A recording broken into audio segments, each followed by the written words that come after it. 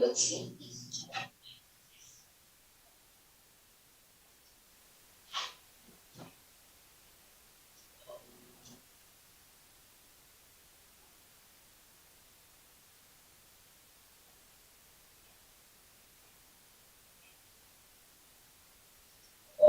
Good evening, ladies and gentlemen, and welcome to the Paterson Board of Adjustment meeting of June 29th. Let's stand for the Pledge of Allegiance.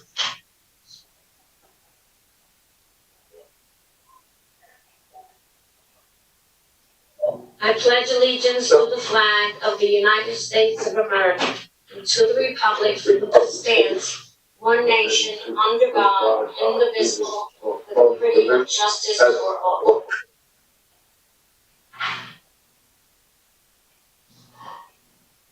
Chairman, would you like me to open the meeting? Yes.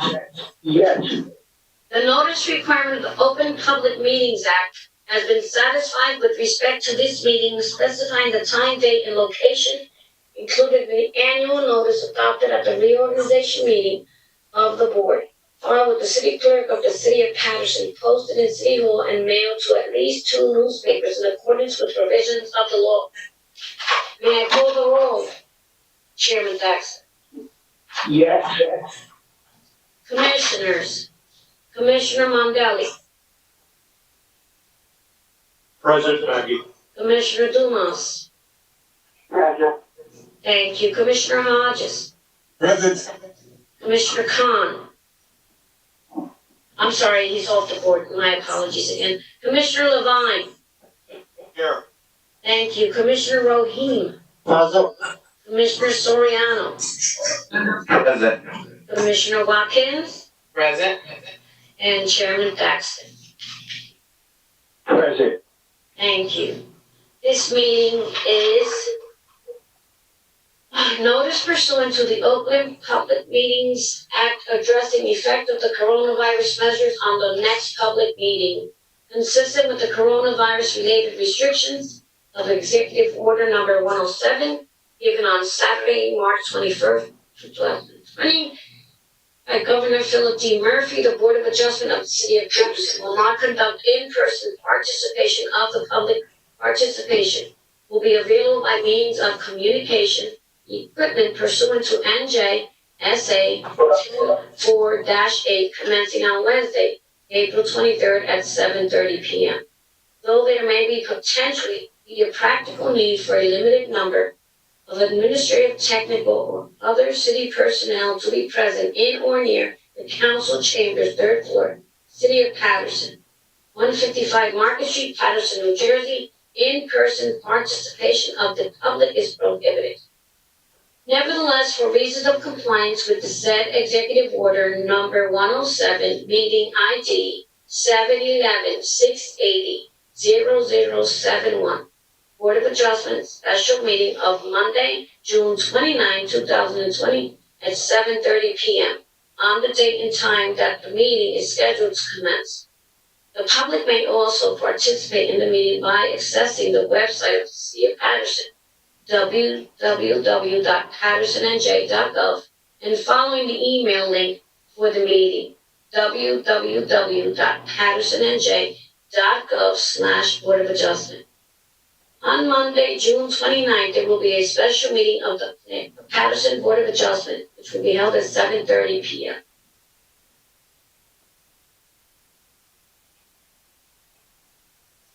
The following matter will be heard. Market Street Superstars Laundromat, LLC, 658-664 Market Street, Block 9006, Lot 3. Application to convert a commercial space into 2 separate spaces, a 6,141 square feet and 2,412 square feet, and the second level. One moment, please.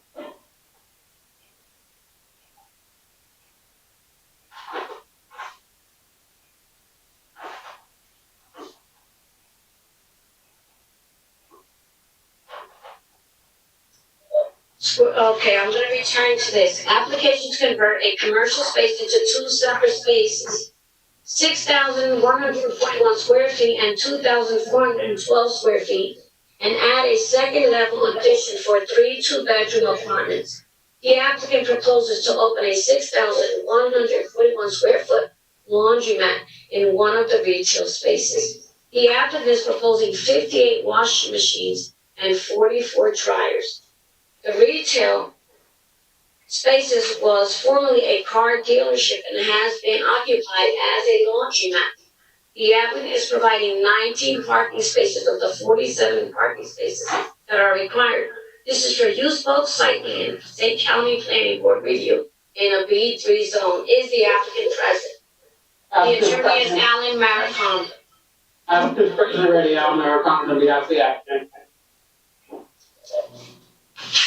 Chairman Thaxton and Marco LaRocca, how can we proceed? Yes. At this time, could the commissioners just mute their mics, please?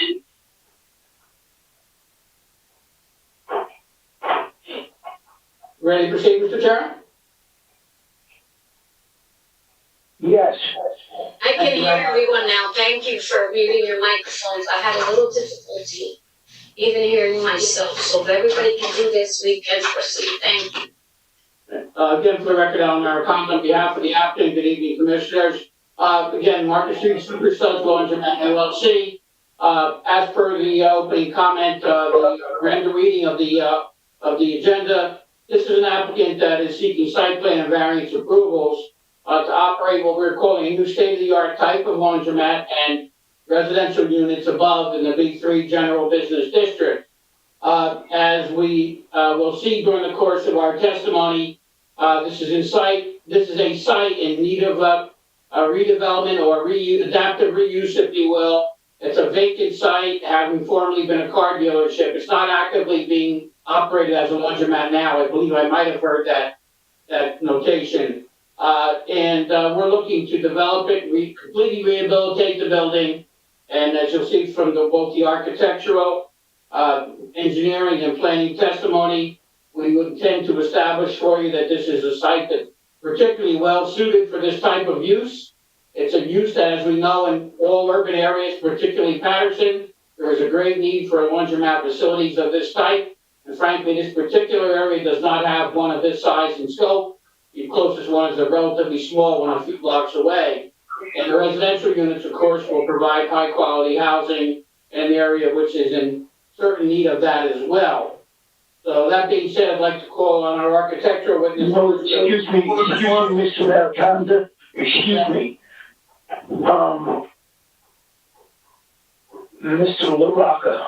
Yes, Mr. Maricon, it was brought to my attention, right before the meeting started that there may be some sort of an issue with regard to the revised plans. That revised plans were not submitted to City Hall 10 days in advance of this meeting.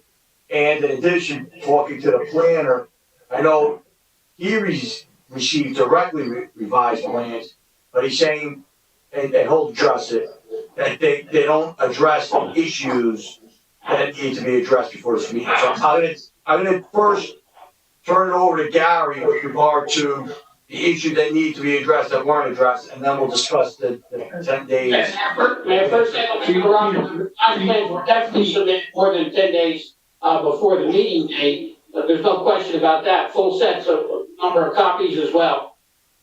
Excuse me, Mr. Maricon. The planning office? Of course, yes. Excuse me. At this time, I would like to hear from Madam Secretary. Yes, Chairman Madam Thaxton, I am Secretary. here. Yes, I am here. We are addressing the application of Market Street Super Subs Laundromat LLC, 664 Market Street.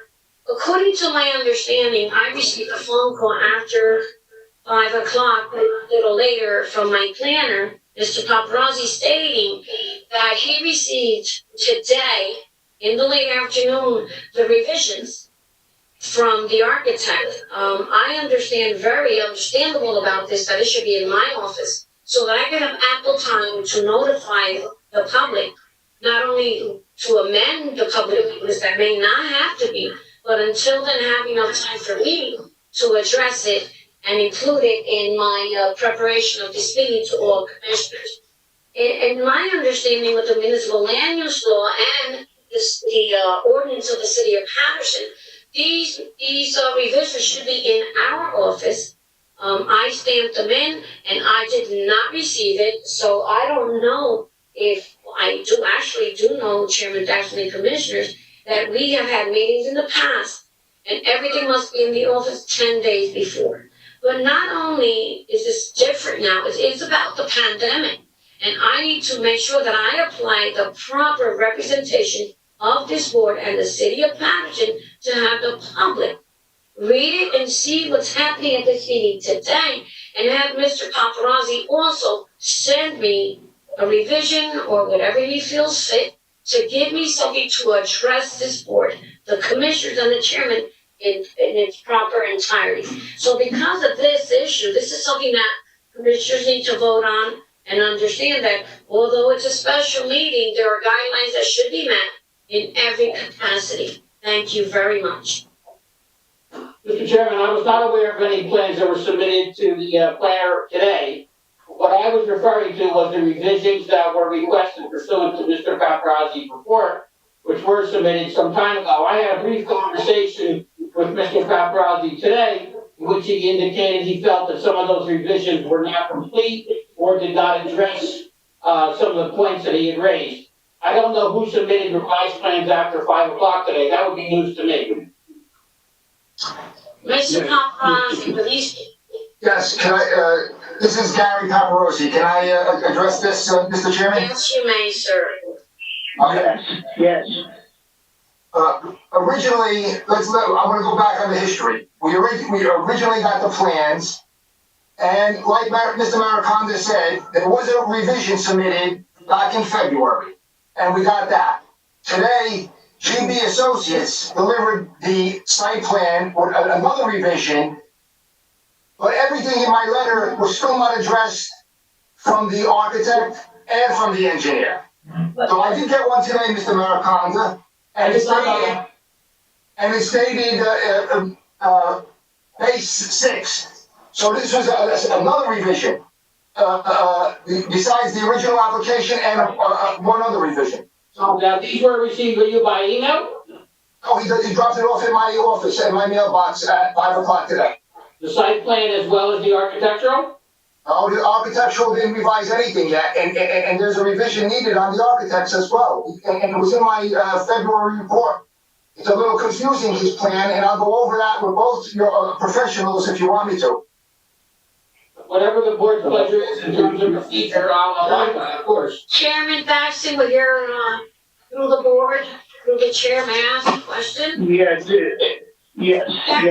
Gary, Mr. Paparazzi, as the board planner, this is regarding the laundromat on Market Street. Am I correct? Yes, it is. Is there any way, Alan Maricondo, that you can show me with this gentleman, Mr. Stearns, to show me what he has submitted? Because I don't have it.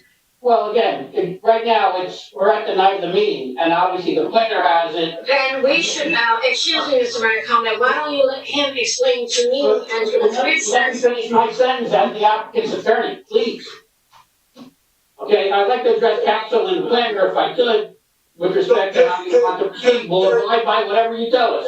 Oh, hold on. So, I mean, that's one of the issues, but it's almost a secondary issue because we gotta first get past the first issue, which is that Mr. Paparosi is saying that the plans themselves are not sufficient.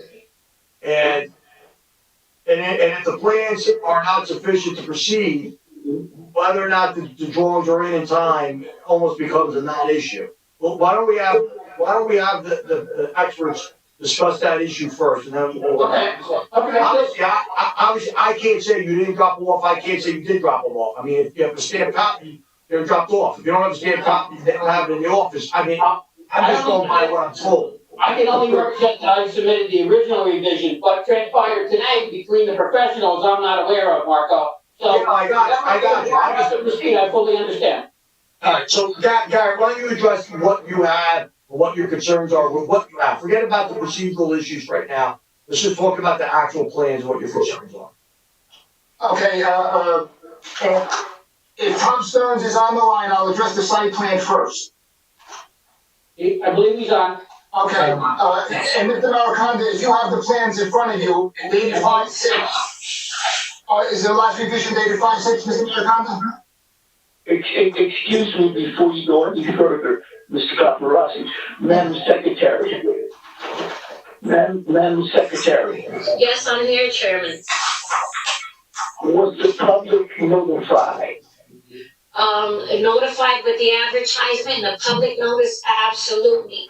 I did not receive this plan in my office, but Mr. Paparazzi did. According to, not even anything else, I'm gonna be like really honest with my commissioners, and you as well, Chairman. If you're gonna submit something, you can post it in a virtual meeting, in a webinar session. But that doesn't make it very understandable to anyone in the public or anyone who wants to come into this meeting who hasn't seen something that has to be here in my office in ample time so that they can see it and review it. And that is the issue. Any other meeting would have been different because we are going face to face, but we are no longer face to face. This is a pandemic, and it is a real issue where the Board of Adjustment or any board can have something come into the record where the public hasn't had a chance to view. That is my opinion. I don't vote. I am not a commissioner, but I am the secretary to this board. Thank you very much. Question. Report.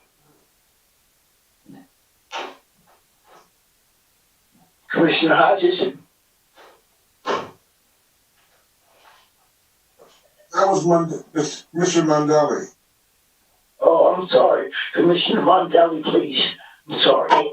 No, I didn't ask the question. No, I was the engineer. It's Mr. Stearns that's asking. Through the board? Could we just testify according to the plans dated 2/25/20 that everyone has? That works with everyone? I'm not exactly too sure. Mr. Paparazzi, can you continue on with your statement, please? Okay.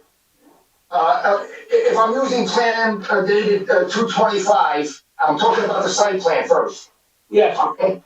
Now, sheet 1 of 2, and the grading and drainage plan.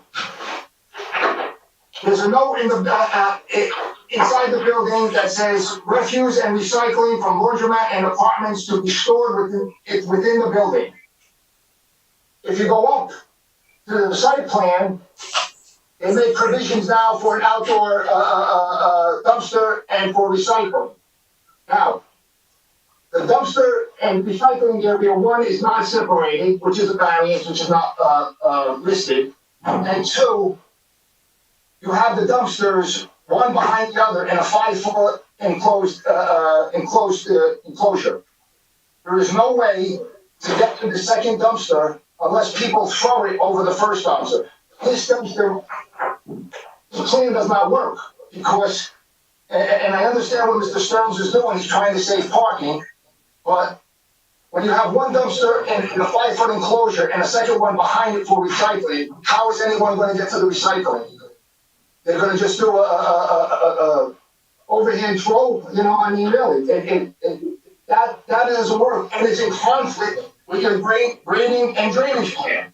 Now, I have to ask a question, honestly, Mr. Chairman Daxon and Mr. Aranca. I don't have this plan in front of me. Is this the plan that Mr. Stearns has submitted to you? Yes, Maddie, you have it, but you submitted it to me. This was the first revision, dated 2/25. I understand, but we can't discuss something that is not, that I have received additional revised plans for. We have to decide if this plan could go forward. Maggie, That's what we're doing. We're flushing out Gary's concerns and determining if Mr. Stearns could address it or not. Just give Gary a few moments. yes. Absolutely, thank you very much. Okay. Then additionally, Mr. Stearns, on your building in both the site plan and grading plan, you have dimensions on the building. If you look on the top of the building, you have 190-173, which I think is the old building. In the front of the building, you have 7630, again, which is the old building. So these dimensions are not, they don't coincide with your plan. And when I check, I have to now scale to do lot coverage and other things. And actually floor area ratio. So these are some of the inconsistencies. If you're using the 225 plan, almost the entire zoning chart is incorrect. I know you corrected it in the 5-6 plan, even though there's still a mistake or two on the 5-6 plan. On the 5-6 plan, you have required 1650 per square foot, but that's not the area, that's per unit. So there's some inconsistencies even on the zoning chart dated May.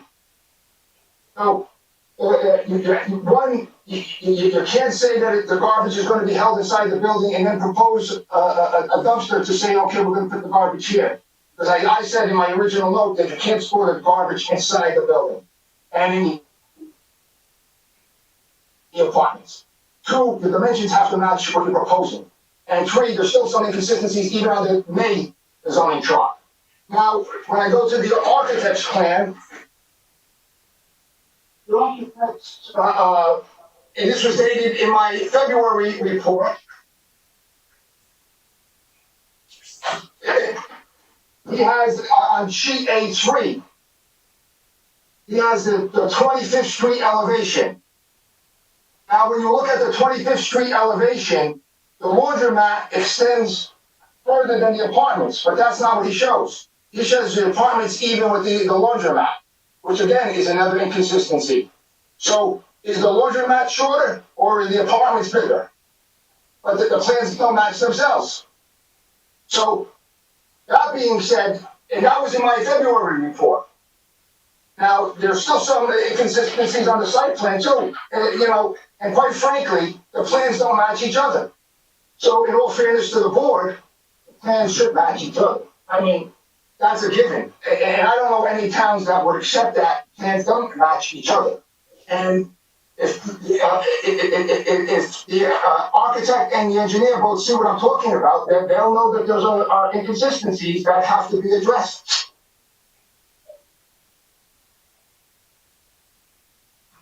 So those are the problems I had, Mr. Chairman. But to the board members, to Mr. LaRocca and to Mr. Mariconda, there is another revision that I don't think went to the board. The February one did go to the board. The February one went to the board because Maggie stamped it before March 5th. So she has the February one. She may not have it in front of her, but she does have it. Yes, I do have it in front of me. Everything that comes to this meeting is in front of me at this time. Okay, so that was the Any one. questions, I will answer them. But Okay, so that- one of my questions. Wait, Kim, again, here's my concern, not whether the board has it or not. Is it satisfactory? Are your issues that you have addressed to proceed with those plans? No. They're inconsistent with each other. They're inconsistent with each other. The architect shows the apartments it's the same length as the laundromat, and that's not the case. Raise a hand. Now, let's fast forward, They will let's not forget. talk over each other. The court reporter cannot hear that one by one, or mute your mic. Let's fast forward, let's forget about February 1st, let's talk a moment about the revised plans you received today. I get it, you just got it today, nobody has it, I'm asking about those plans. Do those plans address everything that is a concern to you, or does that need to be revised any further? Yes, that needs to be revised. All that was addressed on that was the zoning chart, and there's still some mistakes. And that's dated 5/6. And Gary, were there any further revisions on the architectural plans? No, right? But still, it's just that East 25th Street view. The apartments are shorter than the laundromat, and the view doesn't show it that way. I don't know. Can I interject? I am the architect. Hello? Go ahead. Yes. I am the architect. I need to respectfully say that he is reading that incorrectly. That elevation is correct. That is a wall that is masking the roof terrace on the second floor where all the equipment is hiding. That is, the elevation is correct. The 25th Street elevation, the laundromat doesn't go the same length as the building. That's correct. There is a wall to architecturally match the building. That is a wall that is masking the equipment in the back. The second floor is partially a roof over the laundromat. That is a correct view, and I do stand by that. You have a car and a pedestrian standing next to the end of the laundromat, and you have the apartments going the same length. Correct. That is not the apartments. That is a wall that is masking the equipment beyond. So that wall goes beyond the building, beyond the apartment building? Yes, it does. Well, let me say this. One thing, my problem is, first of all, the plan should have been in the planning office. The secretary should have gotten the plans before the planner. They needed to be stamped. And secondly, the public hasn't been notified, so. Mr. Chairman, Yes, I don't mean to interrupt, but, without those plans being in the office like they should have been, I'd like to make a motion that we carry this meeting until the problems are solved. They're not going to be solved here tonight. Gary doesn't have a chance to look at them if they were delivered today. This is a procedural Mr. matter. Mondelli, that's what I was gonna recommend. Hey, I'm sorry, I don't mean to jump on it, I just. No, that's all right. That's all right. I was gonna recommend that they be carried. Okay, I understand this is a special meeting, but we also can give them another date for a special meeting. I will do so, Chairman Thaxton, but I need you to repeat what you spoke because I didn't get the meaning behind it because Mr. Mondelli spoke as well. Can you repeat that you want this meeting carried and for the reason? Yes, and the next available date, I cannot do so until we get the second motion. We have one from Mondelli. Second, Commissioner Dumont, second the motion. Okay. 1 second, everyone.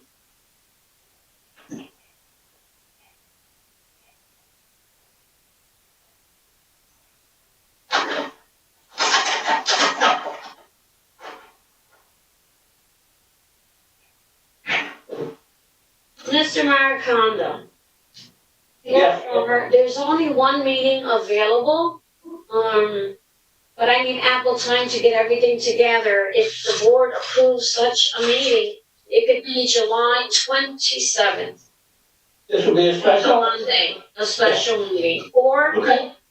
I don't have anything else available, but. Understood. We'll. But to understand that since this application has been going forward, I will discuss this with Mr. Deutsch during the day, how we can appease the fees in this matter. But this meeting has been carried. Are you, approving this date, Mr. Maricondo? If the board votes to adjourn, the date is acceptable. Obviously, we can understand what the board is having to decide, but of course, we would like to proceed, but we understand the circumstance. Okay, so. Madam Secretary, Commissioner, could you poll the board, please? Well, I have a first motion and the second is from who? Second is from Commissioner Dumont, the first is from Commissioner Mondelli. Okay, commissioners, if you approve, this matter will be carried for July 27, 2020 at 7:30 p.m. Is everybody in agreement? Commissioners, Commissioner Mondelli, yes. Commissioner Dumas, Commissioner Hodges, Yes. Commissioner Levine. Yes. Commissioner Rohini, Yes. Commissioner Soriano, Yes. Commissioner Watkins, Yes. Commissioner Levine. The line, he answered yes already. I didn't hear him, I'm sorry. Chairman Thaxton, Yes. thank you very much. This matter has been carried to July 27th, Monday at 7:30 p.m.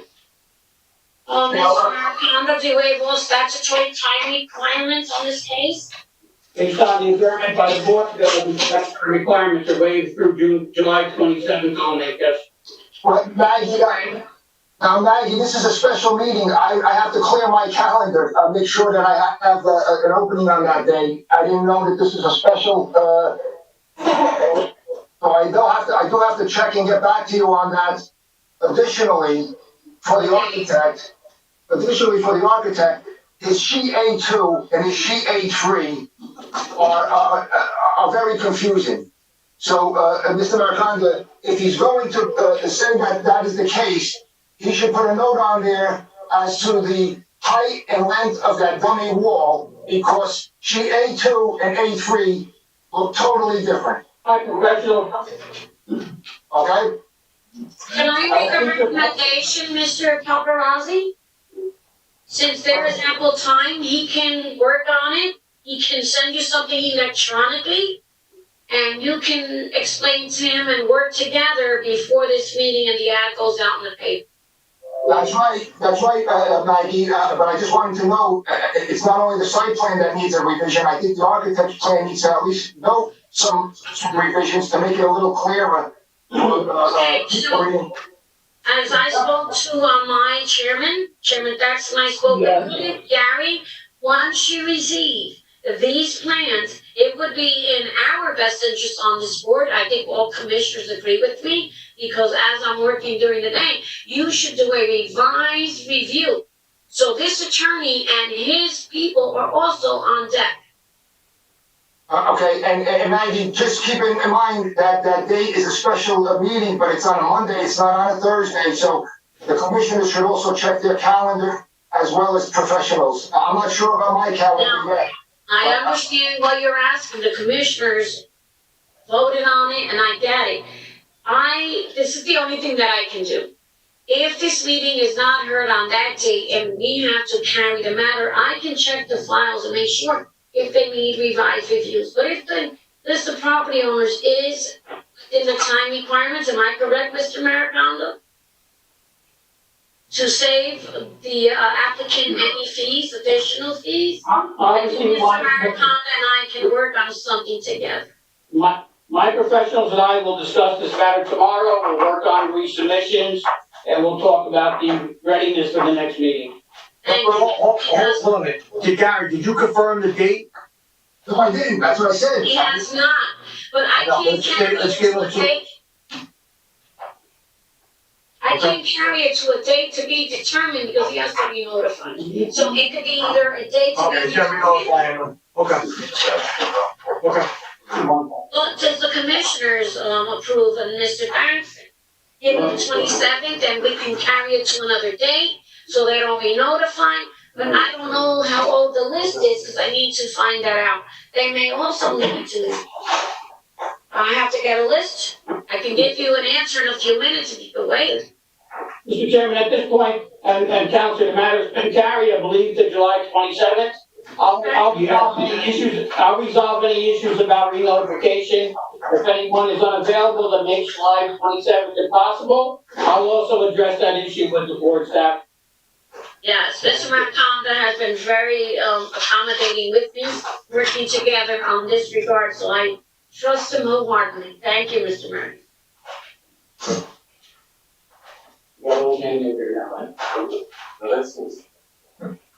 Madam Secretary, do we have resolutions? Not at this time, we do have another case, I'd like to do that first. Excuse me? Unless you'd like to do the resolutions, it's up to Mr. Marco LaRocca. However you guys wanna proceed. If you wanna start the other application, we'll do the resolutions after the second meeting. We can do that, or we can do it now, however. Oh, that's fine. Is the other applicant there? I would appreciate reading the rest of the agenda for our next meeting at 8 o'clock, and then it Can will you, be out. excuse me, can you cancel this meeting if we're done so I can open up the other one? Absolutely. Chairman Jackson? A meeting's adjourned. The 7:30 meeting of June 29th for Market Street Superstore Laundromat LLC has been adjourned and carried by all. Give me 1 second. Thank you.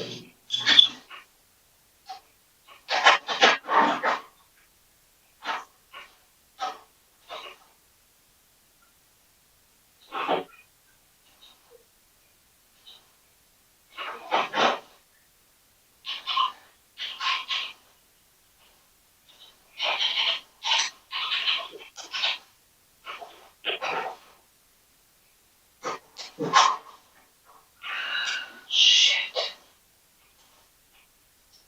No, shut your mic off, Emily.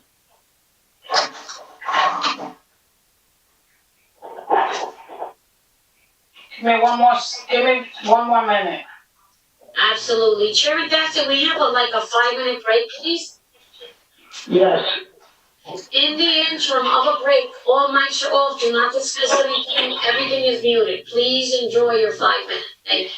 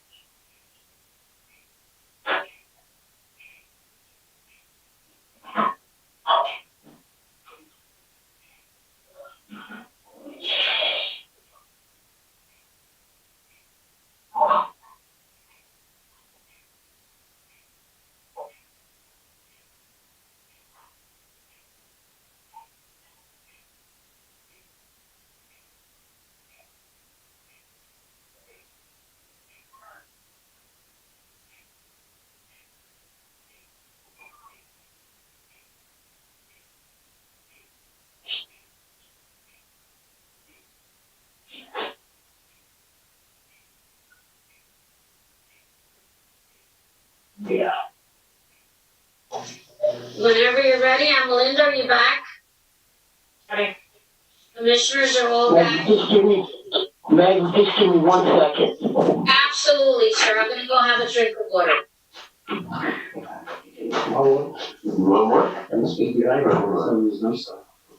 Do not discuss or speak as this 5-minute break is due.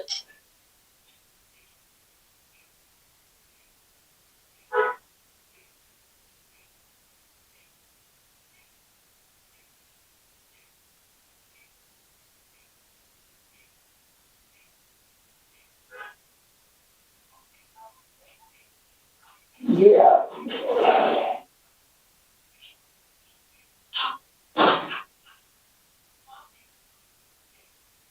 Okay, Meg. Hello?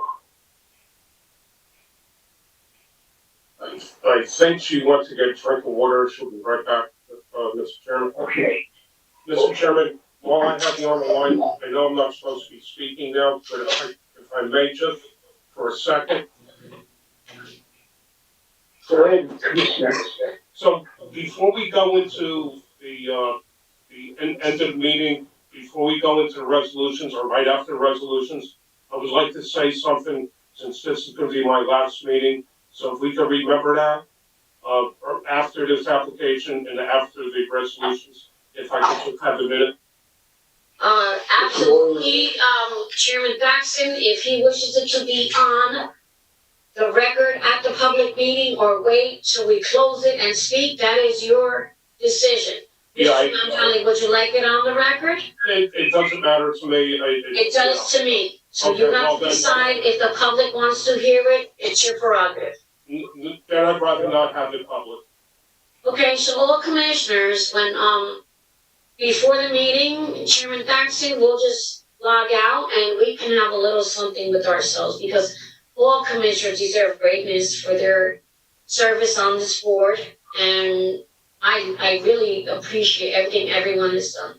But you can also do that on the meeting this evening. That is not something that is chosen. This is something that you would like to do. So it is up to you, Mr. Mondelli. Thank you so much. Are we ready for the other meeting? Mrs. Analinda Lopez, are you available? Yes, I'm ready. Okay, so I'll start reading the agenda.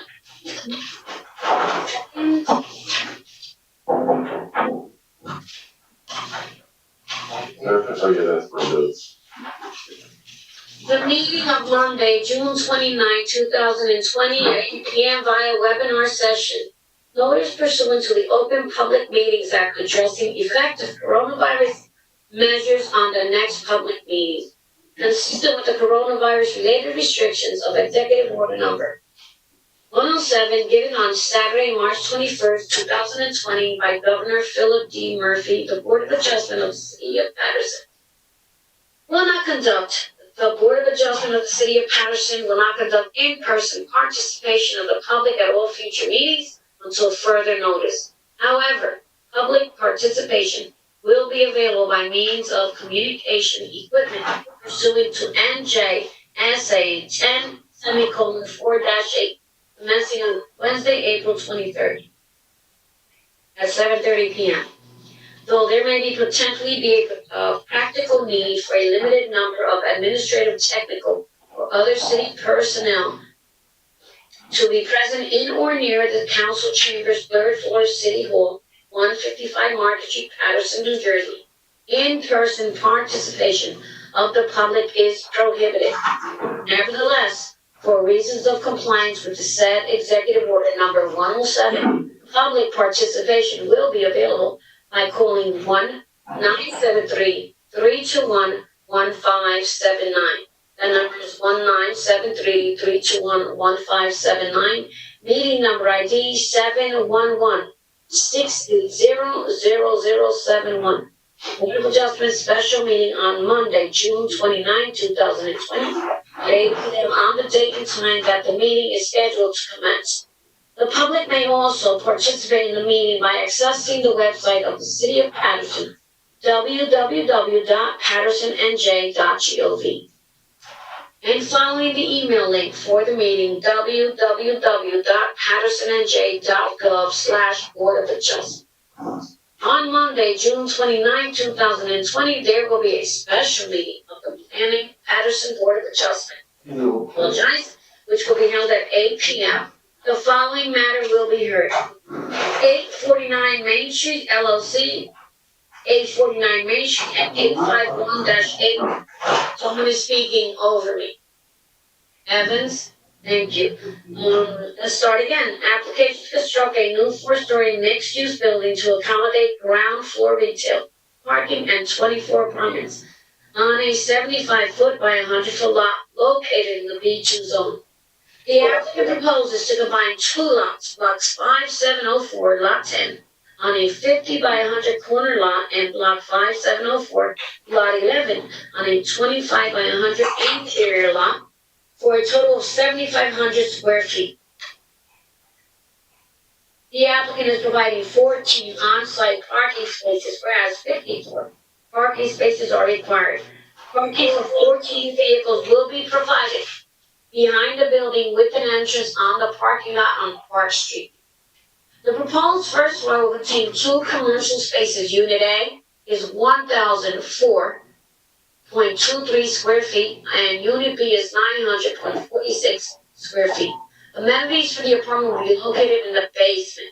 The proposed 2nd through 4th floors will contain 1 studio apartment, 6 one-bedroom apartments, and 1 two-bedroom apartment per floor, for a total of 3 studio apartments, 18 one-bedroom apartments, and 3 two-bedroom apartments, for a total of 24 apartments. This is for use, the variances of bulk and site plan, also including Passaic County Planning Board review in a B2 zone. Is the applicant present?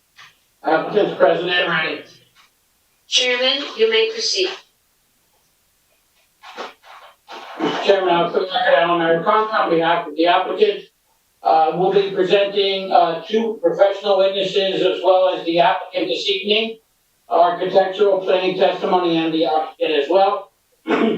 As the reading of the agenda indicates, this application is now substantially reduced than the original submission to the board pursuant to amended site plans. We've reduced substantial number of units.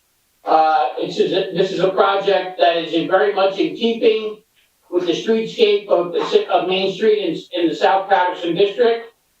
We believe that we can establish clearly, both from an architectural and planning perspective, that this is a particularly well suitable project for this area. That being said, we'll call Mr. Evans as our first witness. Please raise your right hand. Please raise your right hand. Do you swear affirm testimony about to give is the truth, the whole truth, and nothing but the truth? Yes, I do. Say your full name for the record. Matthew Evans, architect, planner, 470 Chamberlain Ave, Paterson, New Jersey. Chairman has to be accepted as an architect witness tonight. Yes, we accept your credentials. Thank you. Thank you. Mr. Evans, you had an opportunity to prepare both the original site plan as well as the revisions thereto. Yes. Okay, could you give us just an overall review of the existing conditions and what the applicant proposes? Okay, Start off with the latest revision, Mr. Evans, please. When you cite the plan, just give us the latest revision, make sure everybody's got the right one. Thank you. Okay, we have the revision. The original date was 10/30/18. The revised plans are September 24th, 2019. So that's the latest plan that we have submitted. I believe it was stamped in at September 27th, 2019 in the city of Paterson. Thank you. Okay, so you may proceed then, Mr. Evans. Okay, what we have is a 7,500 square foot lot, which we previously presented, has 2 structures, 3-story mixed-use building, and we have a 3-story residential apartments at the corner of Park and Main. Our proposed and a detached garage to the rear. Our proposal is to demolish all the structures on the site and develop the site with a new 4-story structure, which would be commercial, 2 units on the first floor, 14 parking spaces, refuse area, handicap parking on the ground level in the rear, which would be accessed off Park Street. That would be the revision to the previously testified application.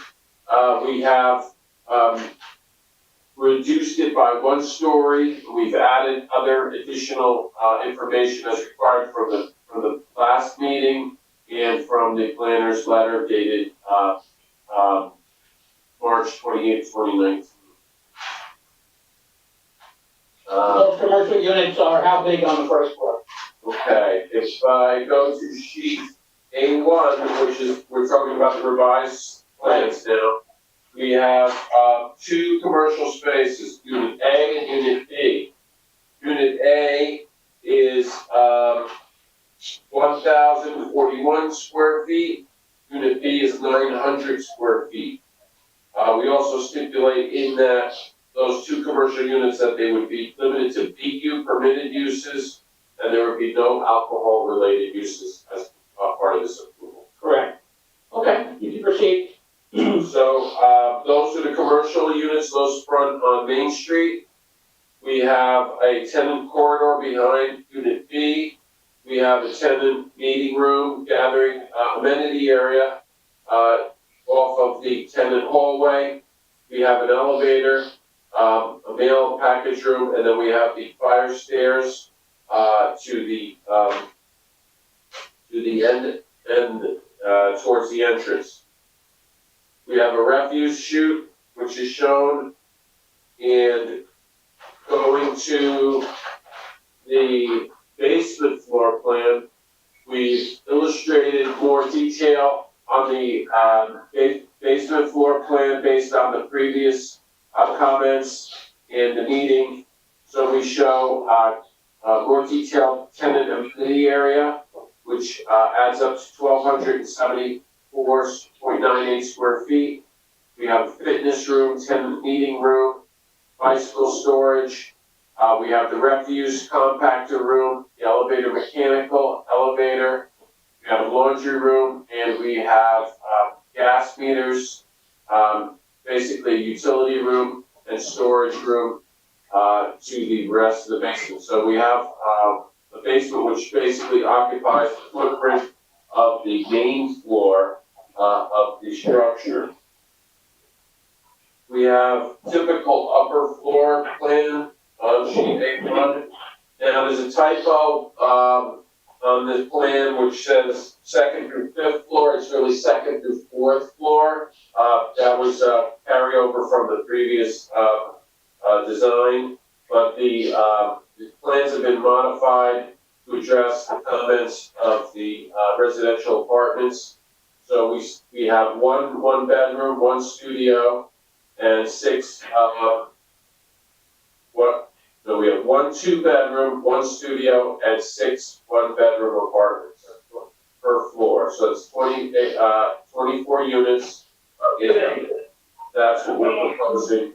We have a refuse chute, recycling area, and, the elevator. So that would be the extent of the, apartments. They're all, meet the minimum requirement for square footage. We have 431 for the studio, minimum of 600 for the 1-bedrooms, and 900 for the 2-bedroom. There's only one 2-bedroom, that's a quarter unit on Main and Park on the second, third, and fourth floor. We also show a roof plan, which shows the mechanical units and the stair and the access based on the previous meeting. We show a parapet wall which would screen those units and the roof area on the roof. The sheet A2, we show the elevations, very similar to the previous submission with the exception of the 5th floor. We removed the 5th floor and we have the same design predominantly for that 2 commercial units on Main Street, and we show the access on Park Street to the apartments. We show also detail the condenser units screened by the parapet on the elevations, and that would be the extent of the revisions for the plans. And could you describe the exterior aesthetics of the building? Is it conforming to similar projects on Main Street? Yeah, we have a nice differentiation between the brick system, stucco system. We have ornamental cornices around the perimeter of the building, and that carries through from Park and Main Street. We have a little less detail on the side property line, the left side elevation, due to the fact that it's a 0 lot line addition to the building adjacent to it. And we have the rear elevation, which is less delineated due to the fact that it's the back of the building. Okay, that's all we have of Mr. Evans at this time. Of course, he's available for staff and commissioners. With all due respect, Chairman and Commissioners, I may have inadvertently, after reading the agenda, did not do the roll call. So I'd like to do that, and I apologize that I'm a little out of turn here, but considering what we're having here, I'd like to continue with this. Is that okay, Chairman? Thanks. Fine, it's fine. Thank you. Commissioner Mondale, you're present.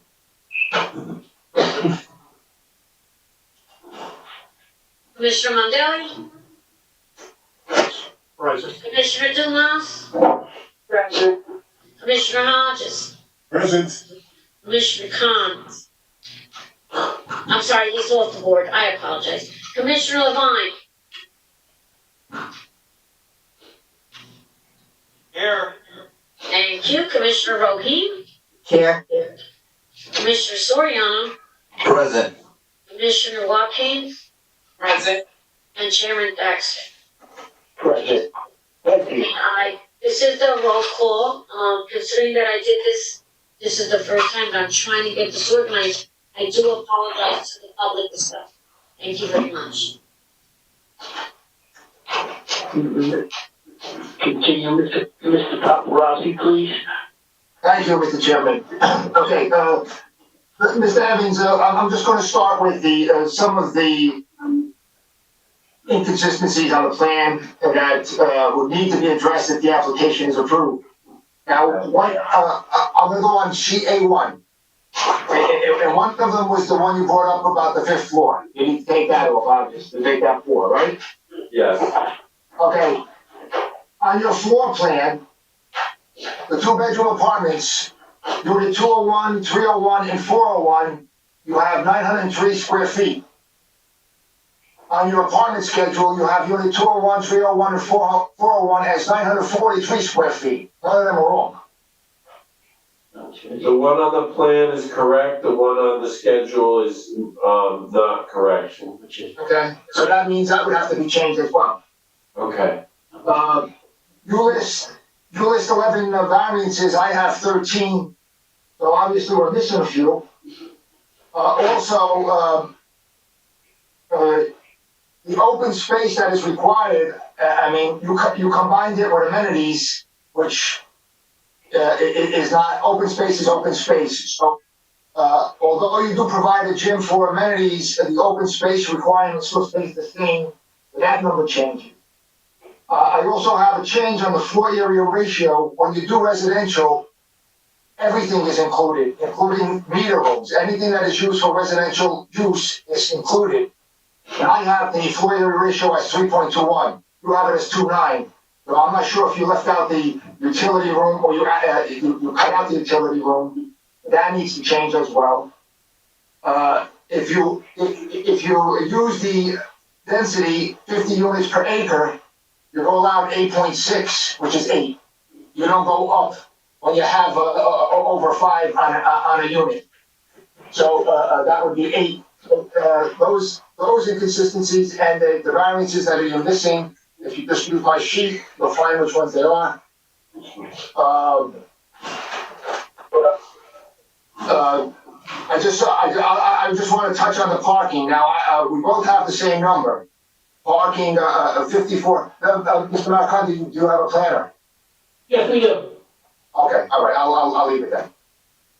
I'll leave that. And, Mr. Chairman and Commissioners, those are the, just the issues I had with the architect's drawing. If there's any questions that I can answer, I also have 13 variances if you have my report. And if you have any questions on those, I will also answer them. Thank you, Mr. Chairman. Any commissioners have questions for the architect?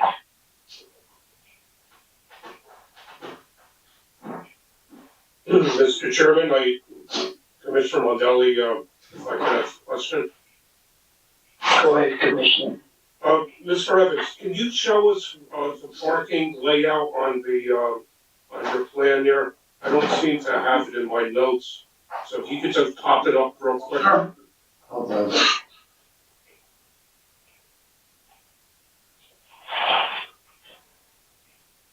And the site plan, or you want to see it on the, it's probably better to see on the architectural first floor plan. Okay, So you have that shown. and if you could, not to interrupt, but if you could enlarge it just a bit, so when you get to it, please. How's that, a little better? Yep. Bigger? No, that's good, Okay. that's good. Okay, it's just that I didn't get a chance to see it, so that's the only question I have, just to look at that. And then I'll continue with the, when the planner comes up. Thank you, Mr. Evans. Okay. Mr. Chairman, I also, yes, it's Gary Paparosa. I forgot one thing from Mr. Evans. Mr. Evans, your two commercial units, you say are gonna be consistent with whatever's permitted in B2. Now, I think we should narrow it down because B2, although you say no alcohol, you're allowed restaurants, you're allowed fast food, you're allowed like Dunkin' Donuts. So that would also affect the parking analysis because it is based on seats. So, either we have to make allowance for that or we have to make an exclusion for it. So I'll leave that up to you. Sure, no problem. We definitely agree. The applicant is with us as well. No food service, no sit-down restaurants, nothing of that nature at all. Thank you.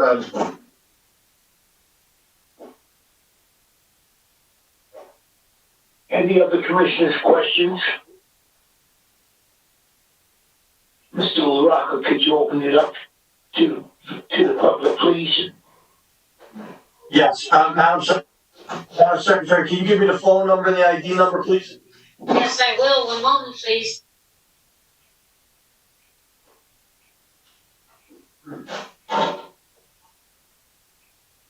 It's 973-321-1579. 1 moment, sir. This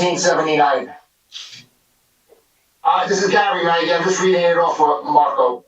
I ID know, number. but I understand, but may I finish? Please, thank you. The number is 973-321-1579. Meeting ID number 711-680-0071. The number again is 973-321-1579. Meeting ID number 711-680-0071. Thank you very much. Members of the public, that's the number you call, that's the ID number. If you have any questions of the architect, we'll give it a few moments.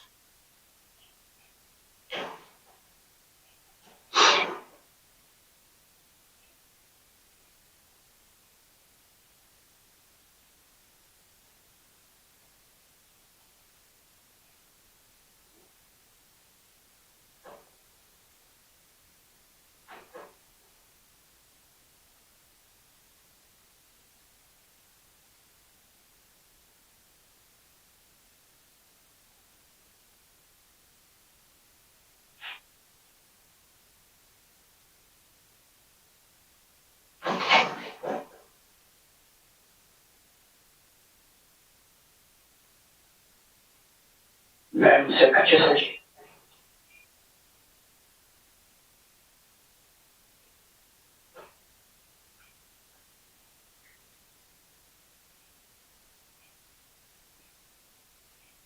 Madam Secretary.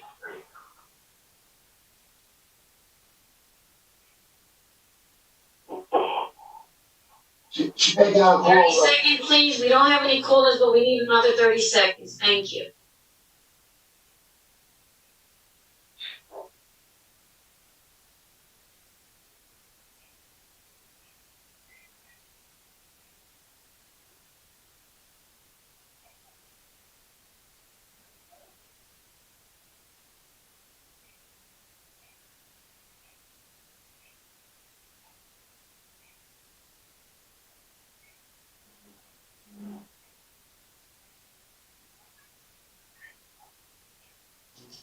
We can proceed. There are no callers at this time, Chairman and Commission.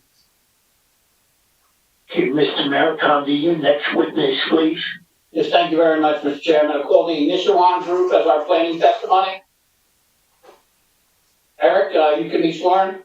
Okay. Just raise your right hand. You swear affirm testimony you're about to give is the truth, the whole truth, and nothing but the truth? I do. Say your full name for the record. My full name is Eric DeLine. It's ERIKDE, capital LIN, as in November, E. Eric, just state briefly your professional background in licensing. Yes, I'm a professional planner with an issuing group at 105 Grove Street in Montclair, New Jersey. I've been a professional planner for the last 7 years in the planning field since 2005. I have appeared in front of a number of planning and zoning boards including this one for 130 to 132 Butler Street and 188 to 190 Pacific. Asking his credentials be accepted, Mr. Chairman. Yes, yes. Thank you very much. You've had an opportunity to hear, of course, the architectural testimony in this case, and you've had an opportunity also to, in preparation for your testimony, do a complete site analysis, I would assume? I have, yes, thank you. You can feel free to give us the benefit of your planning review in terms of variances and how the application is to be addressed.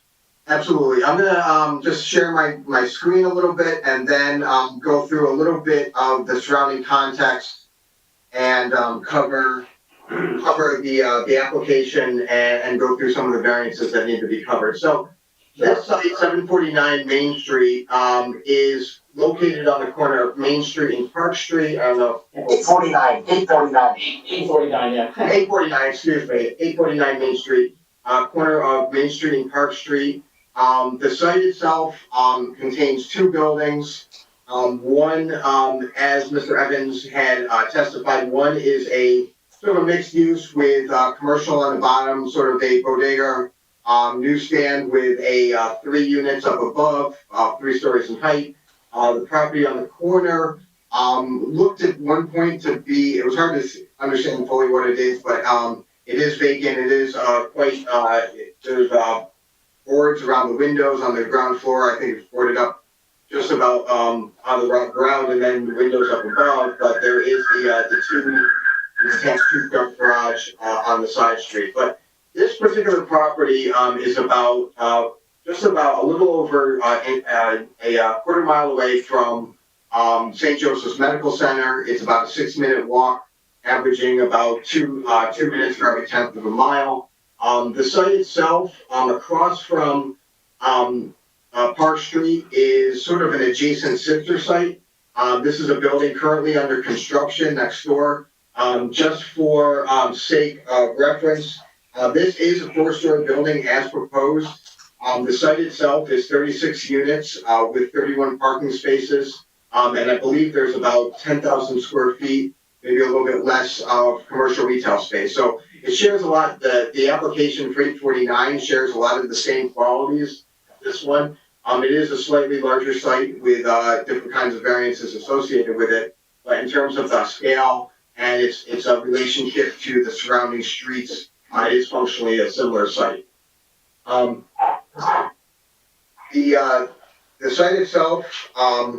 So just to go through a little bit on the actual variances. So this, as Mr. Evans had pointed out, this is a mixed use development, which is a permitted use within the B2.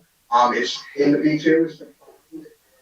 Within the commercial business district is a mixed residential and commercial uses. That is, that there are a mix of residential and commercial uses, which are references section 500-4.1 and section states that in that residential and commercial uses, business uses shall be located on the ground floor with office and residential uses located only above and or behind the business use in the same building. Conversion of ground floor commercial space into residential space shall be prohibited in the business district. So again, being mixed use in the B2 zone, this is a permitted use. It doesn't require a D1 variance. However, I'm sorry, Getting some interference, Mr. Chairman. Okay, I'll just continue. So it does, however, as Mr. Paparosi points out, there is a floor area ratio exceedance. Again, I think I put it 3.21, where the requirement is 2. So that does require a D4 variance. In addition, there is a density variance, which again is a D5 variance at that point. So those do require the proofs associated with a D variance. However, it is important to point out that because it's not a D1 variance, that is that the use is permitted within the B2 zone. The level of proof does not rise to the same as a D1 use variance. That is that the site doesn't have to prove that it show that it's particularly suited for that site. So really what the associated with it is, are there the positive criteria associated with the DEP variances? So I'll go through a little bit of that. So first of all, the as it Just put your, on the floor. so for the D4 and D5 variances sought, the positive criteria is does it advance the purpose of zoning? So they are advanced through the implementation of this project. In particular, the following intentions are further. One, to encourage municipal action to guide appropriate use or development of all plans in the state in a manner which will promote the public health, safety, morals, and general welfare. It does do this by removing I think what is blighted condition. Here's some of the photos of the site that I took today. That's the detached garage that I referenced. The sidewalk conditions going up from the rear of the building. You can actually see some of the graffiti that is along the side of the building itself. That's another angle. Again, as I mentioned before, the first floor has been boarded up. It looks like even some of the windows on the second floor are missing. That is the other use around the corner, the interior lot. Again, the market, the general market, and then there's 3 residential units. A little bit harder to see is in between this building that's actually on the property is there's sort of an interior courtyard, which you can't even see within the growth within this particular yard. So, this does remove a blighted condition, and it provides a community in terms of quality housing within walking distance of a major employment, and improves the streetscape. In addition, the site promotes a desirable visual environment through creative development techniques and good civic design and arrangements. Again, referring back to the building itself, it's obvious it's going to be an obvious improvement over what's there existing. The architecture, as people know from Matt's architecture, is well designed. Again, it mirrors sort of that building across Park Street itself. So again, both of these items relate to the special purposes of zoning and are advanced. So that addresses really that D4 and D5 criteria. That relates to the results of the bulk variances. And I might be missing a couple of the variances that he pointed out himself, so we can certainly go through that. But in any case, a number of really relate to streams within the use itself. So if you understand that I'm sorry, no, listen. So anyway, so the going into some of the bulk, I think it was the height in terms of number of stories is required in the B2. It's 3 stories. Again, 4 stories is proposed. The floor ratio was covered. Lot coverage, where 60% maximum is required and 81 is proposed. The open space, which was mentioned, I think that some of the minimum room sizes was pointed out, but also on Matt's plan, there was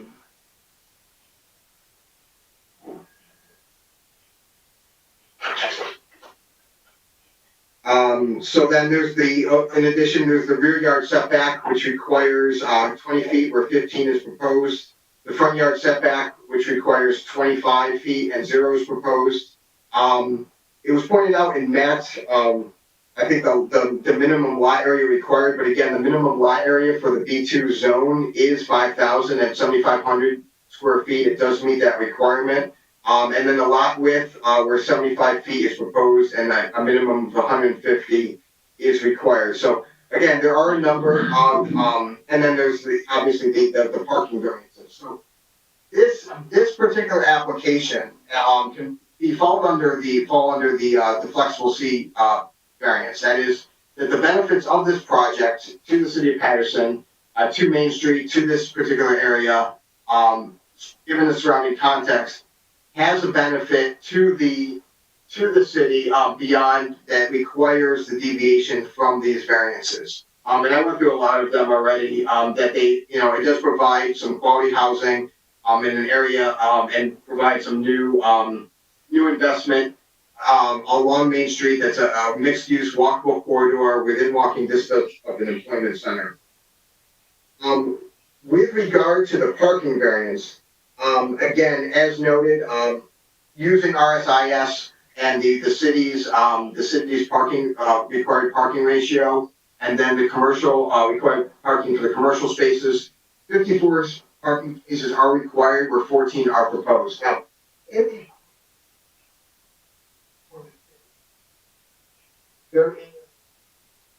I'm losing him. When you turn your head, I can't hear you, sir. yeah, I'm turning away a little bit. That's my fault, because I'm looking for a piece of paper. I want to reference the specific language.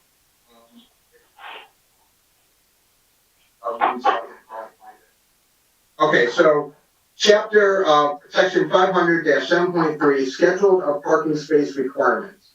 It notes in this ordinance, alternative parking standards to those shown in the schedule below shall be accepted by the reviewing board if the applicant demonstrates such alternative parking standards better reflect local conditions.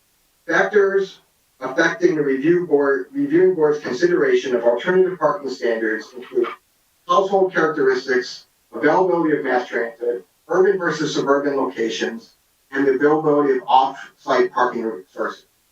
So to that point, there are a number of items I want to reference. First of all is the surrounding context. As I noted, the building next to this proposed building, 849, has 36 units for 31 parking spaces, and again, somewhere around, I think, 10,000 square feet of retail. That required, according to the resolution of approval, required a 99 parking spaces, which results in a deviation of 68 parking.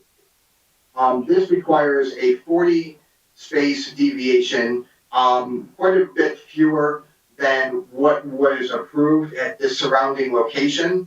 In addition, the site itself is located on Main Street, which is a very busy public transportation corridor. In addition to the NJ Transit 74 and NJ Transit 190, which have excellent service, typically about 5 to 10 minutes during the peak commuting hours, I did observe a number of these jitney buses running along Main Street, providing additional transportation services.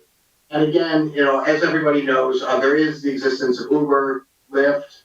It is a walkable corridor, so there's a number of ways for residents without a car, whether they choose not to or whether they don't have the wherewithal to own a car or something like that.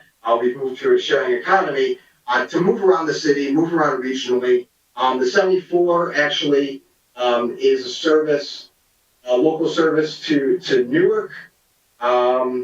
And then the 190 is a regional service to New York City. So you really have access to two of the region's major employment centers by bus service, in addition to other connections to other public transportation uses.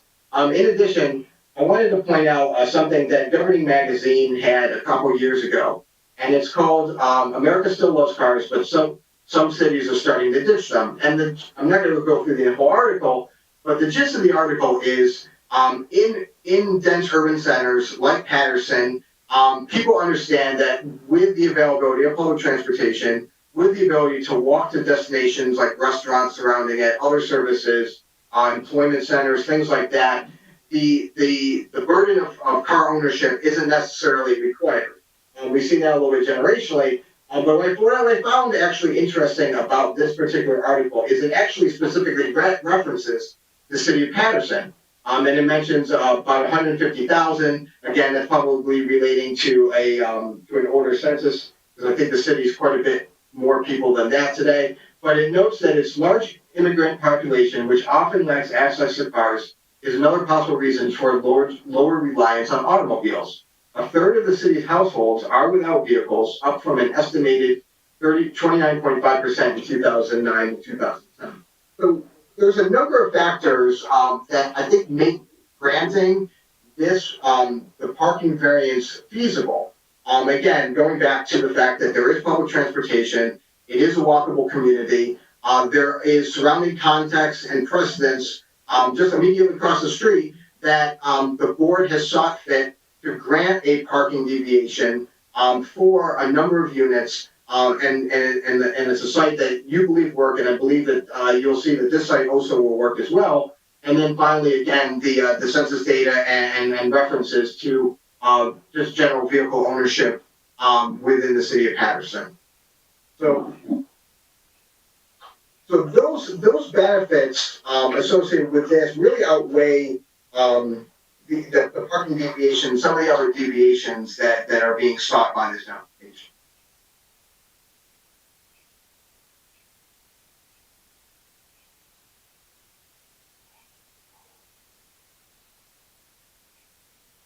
That's the end of my testimony. So I know, like I said, Gary, you had identified 13.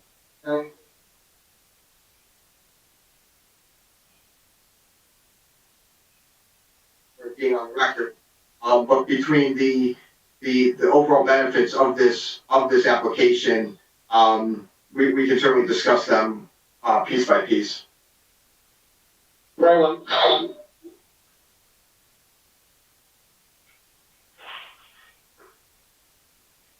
Mr. Paparazzi. Okay, thank you, Mr. Chairman. Mr. Chairman, you want me to? Yes. Okay. First, I want to address the use variance. In the B2 zone, multifamily is permitted above commercial, and multifamily is defined as 3 to 7 family. By definition, this is a low-rise apartment, which is not permitted. And in Torrey, the zoning officer also said it was a use variance along with myself. So it is a D1 variance because it's only multifamily, and by definition, this is a low-rise building, and a low-rise is not permitted in the B2 zone. Now, as far as parking, the ordinance that you cited as opposed to RSIS, there also is a provision in the code that says, where the provisions of this ordinance impose greater restrictions than those imposed by any other law, ordinance, regulation, resolution, the provision of this ordinance shall control. Where the provisions of any other law, ordinance, regulation, resolution impose a greater restriction than this ordinance, the provisions of the other such law, ordinance, regulation, or resolution shall control. So the housing code says RSIS does control. So the citing that you mentioned about the parking is irrelevant because it does not control. Oh, it's not irrelevant. It allows the granting of the relief by the board using these particular reasons. Now, and I 100% agree with you, RSIS does control, it does supersede this ordinance, but the ordinance does allow any kind of granting of relief the same way that you would grant relief at a number of other applications that require the parking variance. It allows that kind of flexibility, and it states the reasons why, and that's why it's important, is that there's a number of reasons why that a parking variance may be granted as a result. Now, within the D1 use variance, I can argue the D1 use variance is small, and I see your point that because of the nuances of the code respecting to multifamily, that it's a D1 use variance. Again, I'll go back to the point of the building across the street. Again, being a 4-story, being a number of units, more than that would also require a D1 use variance. And again, this is a district that has these kind of particular uses along the entire corridor. It's a walkable district. People live up on the second floor and above. They have retail or services or restaurants on the ground floor. So as a result, this particular application, and I'll make the D1 case, is that it is particularly suited to this particular location because it shares these common characteristics of the surrounding land uses associated with this particular application.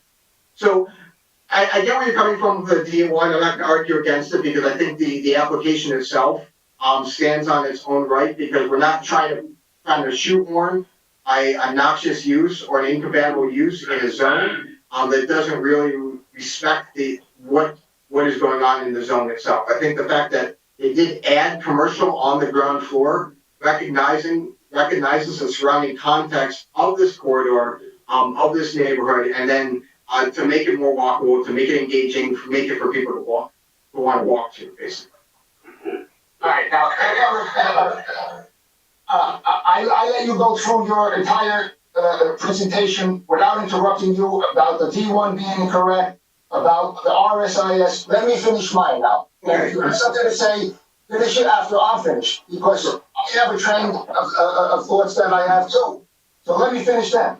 Now, back to what I was saying about it being a D1, and Glenn Corey, the zoning officer, also attested to that same fact. Now, there is no height variance because you're using low-rise bulk requirements, which is New Jersey state law and case law rather, and municipal land use law. So you got to use the requirements that you're asking for. This, by definition, is a low-rise apartment building. Now, RSIS also allows commercial on that first floor to a degree, so it doesn't fall out of the RSIS table. Now, as far as the neighborhood is concerned, other than that building across the street, every building within 4 to 5 blocks is 2 to 3 stories. There is nothing else other than the building across the street, which is new. Now, it makes, the master plan makes provisions for parking relief when there is reasons for relief, such as transportation, like to include the light rail, the subway, the path, the ferry, like you see in Hoboken, Jersey City, Weehawken, North Bergen. And over here, where you have a bus route, a bus capacity is about 40 people. You're already, as you alluded to, you're already 68 parking spaces short with just the one building across the street. Because it's 40 more. That's 108 either people or cars. So if it is people, that's at least 3 buses if they all come empty, which is not relief for parking as anyone would see it. I believe, now you also mentioned floor area ratio and density. And there is some relief for that, and you're in front of the zoning board for that. But what you're doing is you're going 3 times as much, which is a lot. And I know the building across the street, which is a different application, had maybe more, but 3 times the floor area ratio or the density is considered a lot. And those are only 2 of the 3D variances. Now, there is a minimum lot area. You need 15,000 square feet for this building, and you have 7,500. That's one of the variances. The lot width, which you mentioned, 150, and you have 75. Front setback on Main Street is 25 feet, you have 0. Front setback on Park is 25, you have 0. Side setback is 15, you have 0. Ridge setback is 20, you have 15.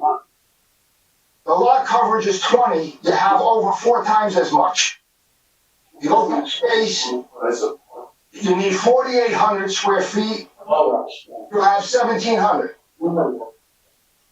The parking, now with the parking also along Main Street, I want to point out to the commissioners, is metered parking. So it's not even street parking where you could just leave your car, it's metered parking. So along with the difficulties with parking in that neighborhood, along Main Street is metered parking. Now, the density allows for 8. You're doing 24, which is 3 times the amount. And there's no parking 3 feet to the property line, and you're parking 3 feet to the property line. So, while the master plan and even RSIS calls for construction and revitalization, it doesn't say overburden and 3 times as much as what you're allowed. Now, you are obviously in front of the zoning board for that, but that's still a significant number. You have 13 variances, 3 being D variances, and between your building, the proposed building, and the building next door, you're short 108 parking spaces. And I don't know how, I don't know how you don't see that as a detriment to the neighborhood. Now, I know that everybody has a car. I know some people take mass transit. But there also is, according to RSIS, a possibility that you're going to need those 54 cars. And if you do, you're going to be short 40 on top of the 68 that you keep alluding to across the street. I think there's some issues here that the board needs to look at, and I think they know the area pretty well, so I'm sure that they will take that into consideration. But these are the issues that I had when I was there. Not to mention, I had trouble parking to do my site inspection. And that site inspection was 2 years ago. And I had trouble parking. The letter that you cited is obviously antiquated because the population is probably doubled. And that is 2009 or 2010. So the population is probably doubled. I go to sites to do inspections. I have 1 vehicle. If I have trouble parking 1 vehicle, how do you think we're going to have parking for 40? Even if you exclude the site across the street, 40 vehicles on parallel parking is 880 feet you need for parking for those vehicles. And that's just the shortage. I'm not talking about the parking that you provide. So I think there are some issues here. I understand where the development is encouraged, and the filling of infill lots is encouraged in the master plan, but it doesn't say if you're allowed 3, put in 300. You know, and I'm exaggerating, but I'm just trying to make the point. And commissioners, that is my take on this application, and if there are any questions, I'd be happy to answer. Thank you.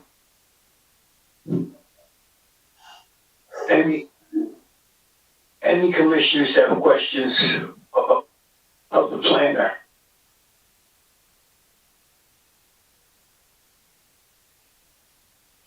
All right, so if any members of the public have questions of the planner. Before we go there, Mr. Oh, I'm sorry, Commissioner That's Mandel. okay, that's right. I was waiting to see if anybody else was gonna ask a question before I did. So Gary, I guess the question is for you. Looking at the, Oh God, I'm off the road. Yes, sir. so looking at the application, it says, that, well, let me ask, how many parking spaces is needed for this application? 54 and 14 are being provided. Just hang on 1 second. Okay, so and they're comparing the building next door. Was that project in front of us, or was that a planning board project? Do you know? I was trying to recall it, I think for some reason it went to planning, but I'm not 100% sure, Mr. Mondelli. Mr. Mariconda, do you know if that?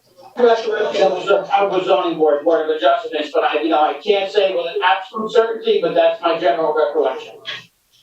Can I have a moment to review the file, Commissioner Mondelli? Absolutely. Thank you.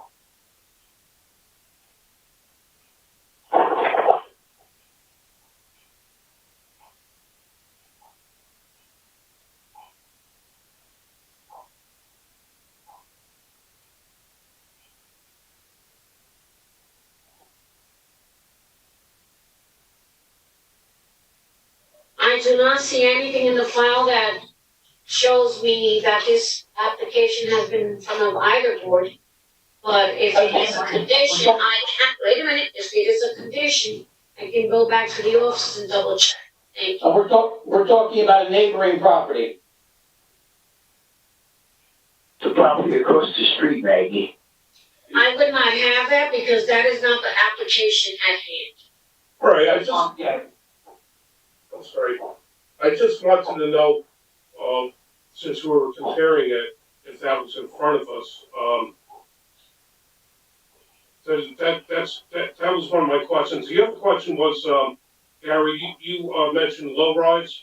Can you enlighten the commissioners on what the difference between low rise and what's being proposed here? Well, this is a low rise that's being proposed. What the planner alluded to earlier about it being being a permitted use was the B2 zone allows multifamily above a commercial. And multifamily in the code is defined as 3 to 7 families. So by definition, a low-rise building is more than 3 and less than 7 floors. And those both requirements have to come with the low-rise, they have to accompany the application because that is what is being proposed. It's a low-rise building. Gary, can you assist us in citing that? Because we're looking at, our reference here, and the definition of multifamily is, doesn't specifically say 3 to 7. A building or portion thereof contains 3 or more units. Each of which Mr. Maracanda, it's throughout the whole it's throughout the whole book. And this came up, if you give me 1 second, it came up with the armory that Mr. Rubin even called the gentleman who wrote the book, and he said, oh yeah, everywhere multifamily means 3 to 7, or except for by the armory. And it was not listed that way. But look, Mr. Maracanda, if you go to the permitted uses in the back of the book, this is nice and easy. Okay? It's the permitted uses section 500-22 in the back of the book where it has 1 family, 2 family. The confusion is created because in the definition section, it doesn't call multifamily 3 to 7. I'm trying to help you. That's why I'm trying to help you. Mr. LaRocca, do you have your ordinance in front of you? I can also pull the ordinance for, We're looking at the ordinance right now. Yeah, the reference in the back comports with Gary's comments. Right, you see where it says, it doesn't, low rise is not permitted in the B2. You see that? Correct. Okay, That definitional section always misleads us. I know, but I know it for a fact because I went over that pretty extensively with Mr. Williams on the 7 family, and it's in here, and I've highlighted in the code about 10 times, multifamily is just 3 to 7. Okay, but you saw where it said that it's not permitted in low rise, right? Yeah, the definition section does not state that, unfortunately, but you're starting the chart. Yep. So it is a use variance, like we mentioned. Yeah, we would have to stipulate that, yes. Yeah, we do that for the thing. Okay. Okay, so that's the definition of the low rise. Okay, so just so it's clear to me, there are 3 D variances, 1 for use, 1 for FAR, and 1 for density. Is that That is correct. That's correct. Yes, sir. So the density on this unit should be, what should it be? It allows 8, on 75/3, it allows 8 units. And the proposal is 44, correct? That's correct. That's 3 times as much. That's what I alluded to earlier. Yes. And so we're offering, they're offering 14 parking spaces? That's correct. All right. That's all the questions I have. Thank you, sir. Any other commissioners? With all the commissioners, we're gonna open it to the public. If any members of the public have questions of this witness, please call 973-321-1579. and then enter ID number 711-680-0071. We'll give it a few moments to see if anybody calls.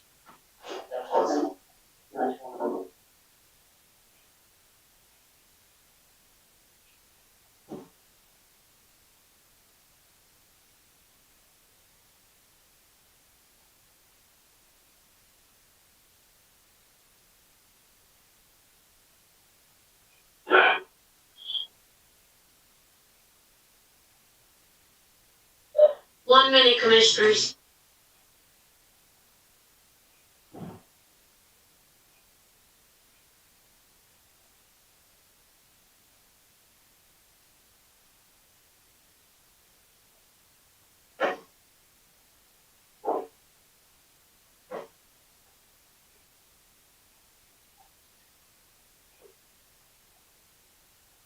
There are no callers at this time, commissioners and Chairman Paxton. Thank you. Mr. Maricon, the next witness, please. Yes, thank you, Mr. Chairman. Mr. Chairman, may I have a 2-minute break before we proceed? Go ahead. Thank you very much.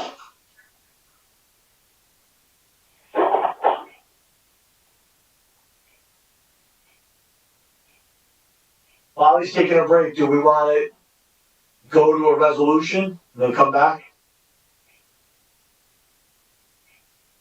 Chairman? Let's, how many resolutions do you have, Marco?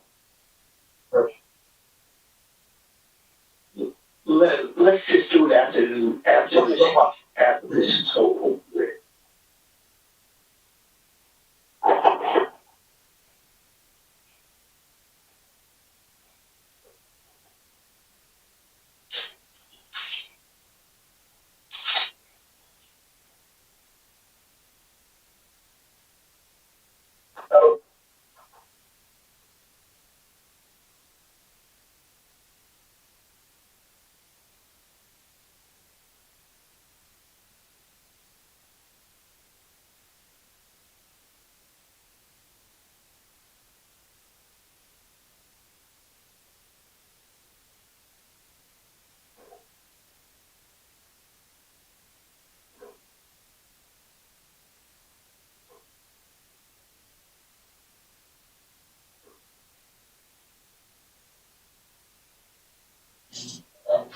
We're ready to proceed, commissioners?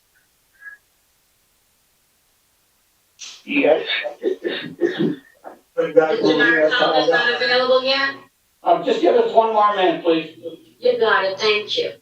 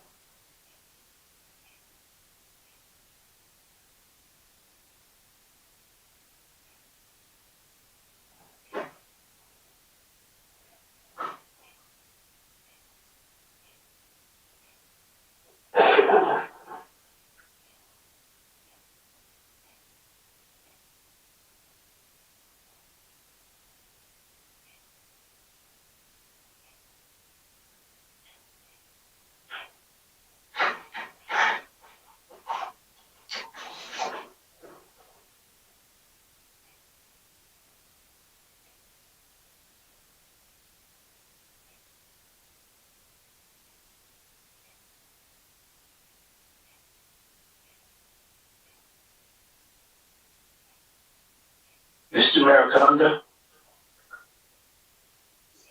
Mr. Chairman, we are considering a reduction, a proposed amendment with reduction to the total number of units. We discussed it with our architect and the applicant who are present with me. We may or may not need to call our planner back on with respect to that, but I think what Mr. Evans will be proposing, Mr. Paparazzi and he could probably agree upon how it impacts the variances, but we would ask for Evans to, be available if we need him to confirm that as well. Matt, would you be in a position yet to describe that proposal? we're ready to describe it now. What we will do is reduce the unit count. Right now, we have 8 units per floor. We're gonna make that 7 units per floor. We're gonna get rid of the studio and a 1-bedroom, and convert those. That's units 20. Tell you right now. The unit 205 and 206 is a studio and a 1-bedroom. We'll combine those 2 units and make that 1 unit and be a 1-2-bedroom unit. So we would reduce it by 1 unit per floor. Each floor would have that same reduction? Yes. Okay. So instead of 8 units per floor, we're gonna go to 7 units. And that would result in some other reductions? Do we need Eric's input on that, or? It may reduce the units per acre, and it's going to reduce the parking requirement. Roger, did you want further input from the planner on the variance modifications, or? Mr. Mariconda, so you're gonna essentially get rid of 2 1-bedrooms and make a 2-bedroom. Yeah, per floor. So, yeah, okay, so everything would probably be reduced somewhat, but the issue here, the parking will be reduced probably 4 to 5 spaces. So instead of 54, you would either need 50 or 49 spaces. Because you're going from 2 bedrooms to 2 bedrooms, you're just losing the studio. So you would be losing 1.8 times 3, and then you would be gaining 0.3 times 3. So the parking requirement would now be the 49 or 50, without going through a great ordeal. I'm sure Mr. Evans can check that real quick, but just by that quick math, it's either 4 to 5 spaces. And then everything else would come down a little, not the setbacks, Right. but the density would come down a little. The floor area ratio would stay the same. The open space requirement would come down a little. And that's it, I believe. Now, I just wanted to make one comment on the front setback, if I may. You are accurate with respect to what the low-rise requirement is, but as a practical matter, as you know, in the South Paterson corridor, that kind of front setback doesn't exist, because it really wasn't contemplated, I think, as a low-rise character neighborhood. It was always characterized as this mixed-use type of development, with commercial and residential above. So we agree that technically it is a variance, but it's certainly in keeping with the surrounding area, in our opinion. And you're right, according to code, Mr. Mariconda, but you would need a survey to show those surrounding areas. Let's say you had a surveyor go, 300 feet one way and 300 feet the other way and show everything along the building line, then that would eliminate the variance, but you would need the survey to actually show that is the existing condition. Yeah. Yeah, I mean, we're not asking you to eliminate the variance per se, but I would basically ask everyone who's familiar with that area to basically draw on their own perception, their own knowledge, as you often comment on, about the characteristics of the neighborhood. That would be it. Absolutely correct. They know the neighborhood better than, well, maybe not better than you, but certainly the pandemic. Right, probably everybody. But that would conclude our modification. We would ask the board to consider that amendment. Okay. Any commissioners have questions on the modification? I do, Mr. Chairman, if I may. Go ahead, Commissioner Mondelli. Thank you, Chairman, thanks. So the size of the building is not being reduced at all, right, Gary? It would not be. Gary, you have to unmute your mic, please. It's okay. I'll just run through everything real quick for the commissioners.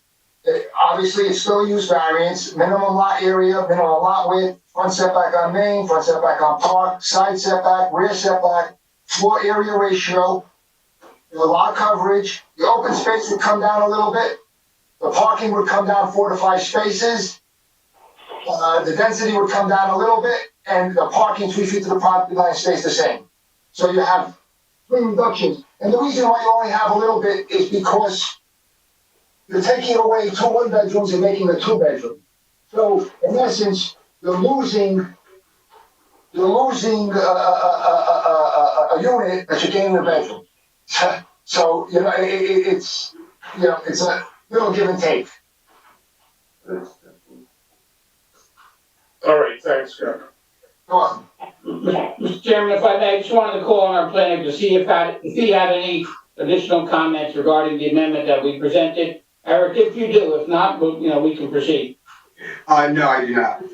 Okay, thank you. Okay, Mr. Chairman, I would just call the applicant briefly to confirm our testimony. Thank you very much. He's ready to be sworn. Please raise your right hand. You swear affirm testimony you're about to give is the truth, the whole truth, and nothing but the truth? Yes, I do. State your full name for the record. Eman, E-M-A-E, last name. You have to speak up. M what? Start over. First name E-M-A-E, last name E-L-M-E-L-I-G-Y.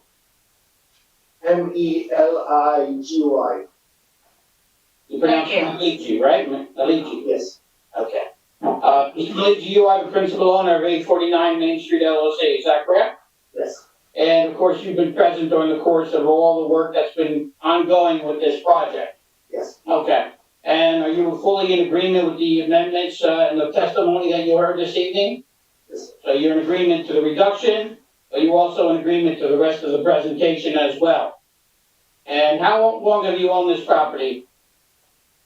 Almost 3 years. Okay.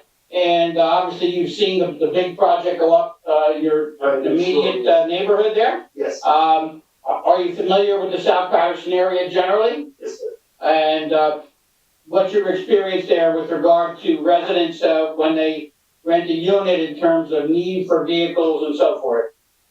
Well, especially on Main Street, we have a couple projects on South Paterson, but especially on Main Street. What's up? On Main Street, most people that live on, they want to live on Main Street, want to take the bus to go to school, want to go to New York, work in New York. Mr. Maricante, he needs to speak up a little, I Why cannot. don't you sit over here? Okay. We're gonna change the seat so he can be heard. Thank you, sir. Thank you. Eddie, just explain again, what's your experience with your residents? You have other projects in South Paterson? Yes, we have a few projects in South Paterson. Just re-amplify your voice. And what's your experience with regard to the residents, in terms of their needs and uses of the neighborhood and vehicles? Well, most people that want to live on Main Street, they don't have cars. Well, most of them, they don't have cars. That's why they want to live on Main Street for the buses, for the convenience of transit, going to New York, going downtown, and. How about the uses of the stores and the shopping in the area? Yes, there is definitely use from the neighbor that living upstairs and stuff like that.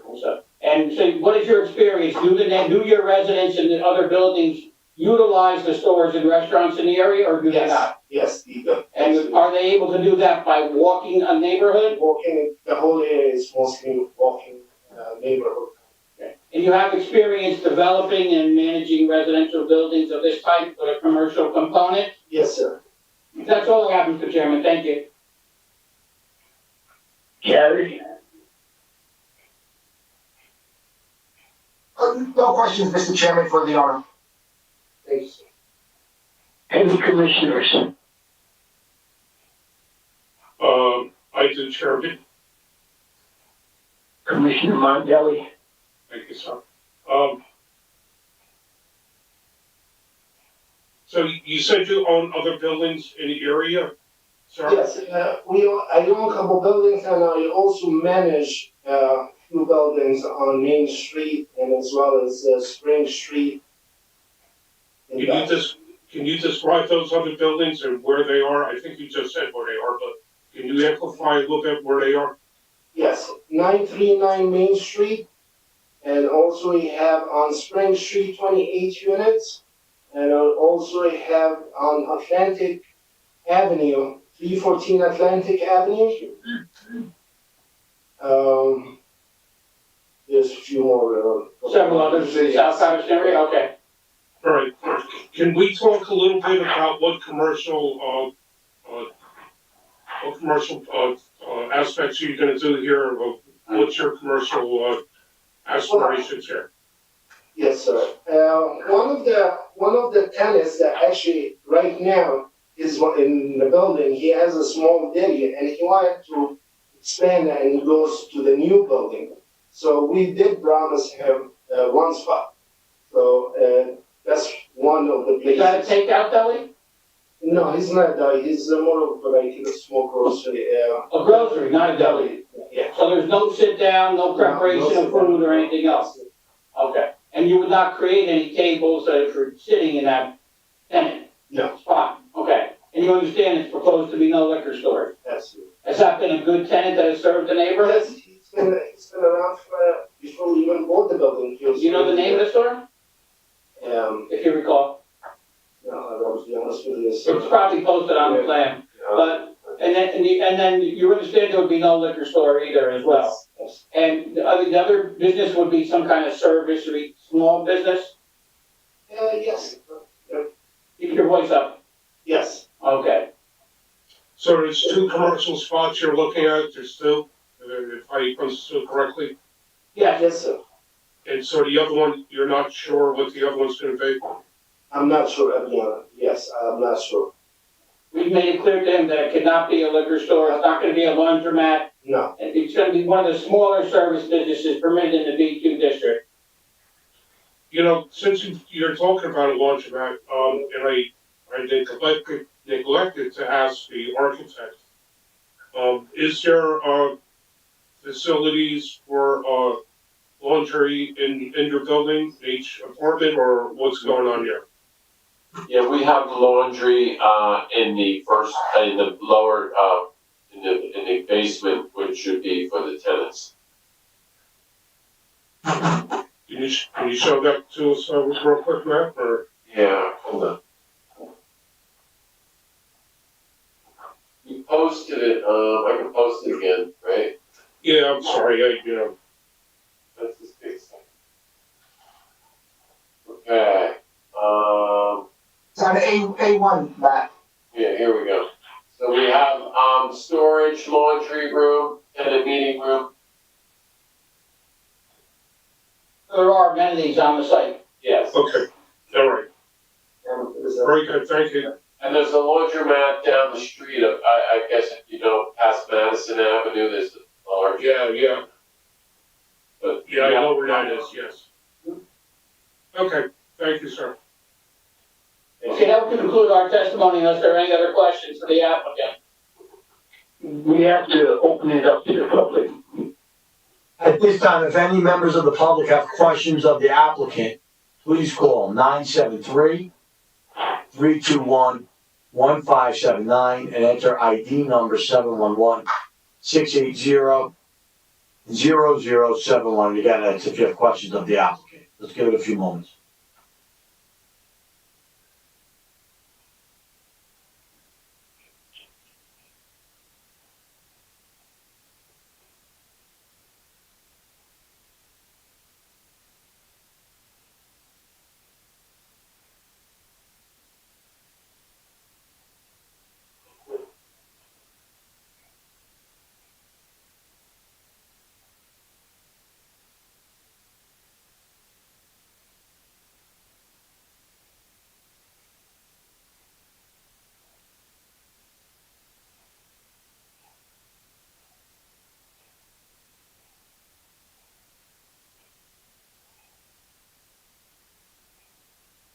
Chairman and Commissioners, there are no calls at this time. Okay, thank you. Mr. Maricano, could Could you sum up, please? Yes, sir, thank you. Mr. Chairman and Commissioners, we appreciate your hearing us. I'd like the board to take into consideration again here tonight with regard to this application, the fact that this applicant number one is a very serious developer in South Paterson, providing quality housing, providing some limited commercial units. And he's come to this board and worked with your professionals and his professionals. And we've made two substantial reductions in this project with regard to the number of units that are being presented to somewhat reduce the variances at this time. We think that it is in keeping with the character of the surrounding areas, specifically by virtue of the beautiful multifamily building we would like to emulate right in the same exact vicinity. Again, this is the trend in South Paterson. As you move downward from Madison and Maine, all the way to Crooks Ave, this is where the city's needs are being met for new housing that meets a walking neighborhood. And it's exactly what this is. This is Paterson now has become Paterson's primary walking neighborhood. Substantial bus transportation, public, and also the jitney routes, which everybody refers to as well. People choose to live here, as my client says, because of the convenience, not only for public transportation, but the ability to meet all of their commercial needs within walking distance on Main Street or right off of Main Street. So that's why this type of project is particularly well suited for the kind of relief that we're seeking. This is not a classic dense residential area somewhere in different parts of the city where this would be something that might not fit the neighborhood as well. This does fit the growth, trend, and pattern of development in South Paterson, exactly conforming in many ways. We understand the board's concern about parking. We know South Paterson has challenges with parking, but again, the trend is moving away from meeting that requirement because of the demographics. For the people that are choosing to live there, they accept and acknowledge that this is not a place to live where you're going to be using your own vehicles quite often. It's almost a throwback to the older neighborhoods that we saw. So for all those reasons, I ask the board respectfully to consider a motion for approval. Thank you very much. Gary? Thank you, Mr. Chairman. Okay, Commissioners, everything on my variance list stays the same except for open space. Instead of 4,800 square feet, you need 4,500 square feet. The parking, instead of 54, it's either 49 or 50. And the density where 8 are allowed and 24 was permitted, it's now 8 are allowed and 21 are proposed. So those are the changes with the change in the application. Now, if the board should approve the application, the inconsistencies on the plan prior that I mentioned and the new changes would have to be made by Mr. Evans. And my point on this, and I know that the across the street was a different application, I just don't remember it, and I'm sorry, but sometimes in Paterson, there's a tendency to overbuild, and while building is encouraged and you want to see that, sometimes overbuilding it becomes a detriment in itself. And I just want you to consider this, and I know you know the area better, so you would know the parking situation much better than I would, so I want you to take that into consideration. But also take this into consideration. This lot is 75 by 100. To build a 2-family house, you need 50 by 100. I just want to give you that so that you have some sort of ratio to look at. So, but again, you know the parking, and if the Main Street corridor feels you feel that that's the way to go, obviously, I defer to your judgment. Thank you, Mr. Chairman. Can I get a motion?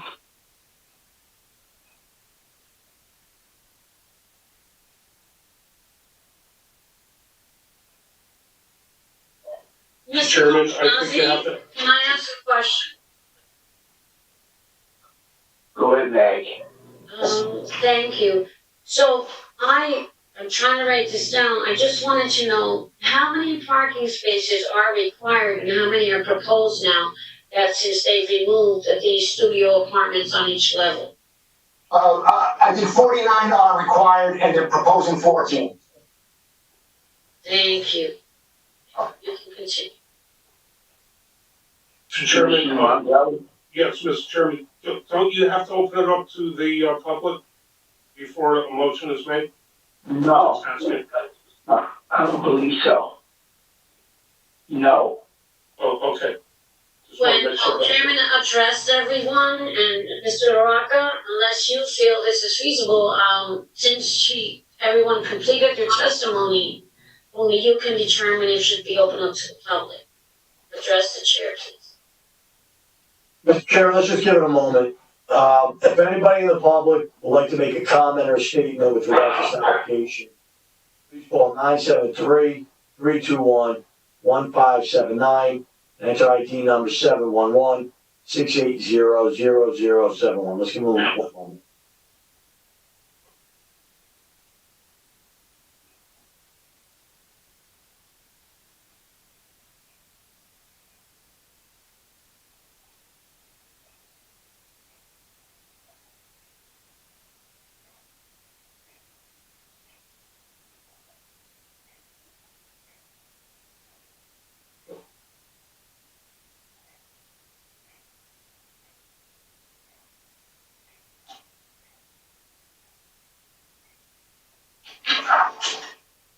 There are no calls at this time. Then can I have a motion, please?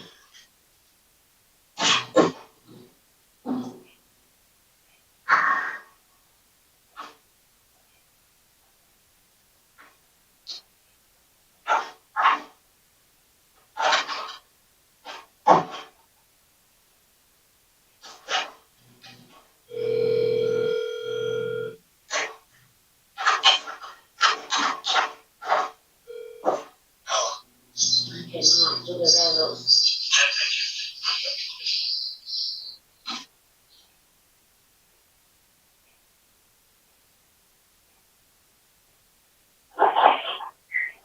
Does anyone want to make a motion?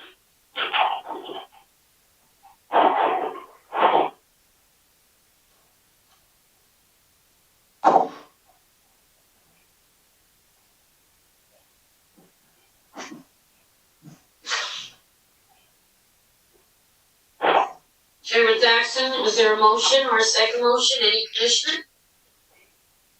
Not at this moment, Madam Secretary. Okay, Mr. Araka, I ask you to take care of this meeting. Give it another moment to see if a commissioner has a motion.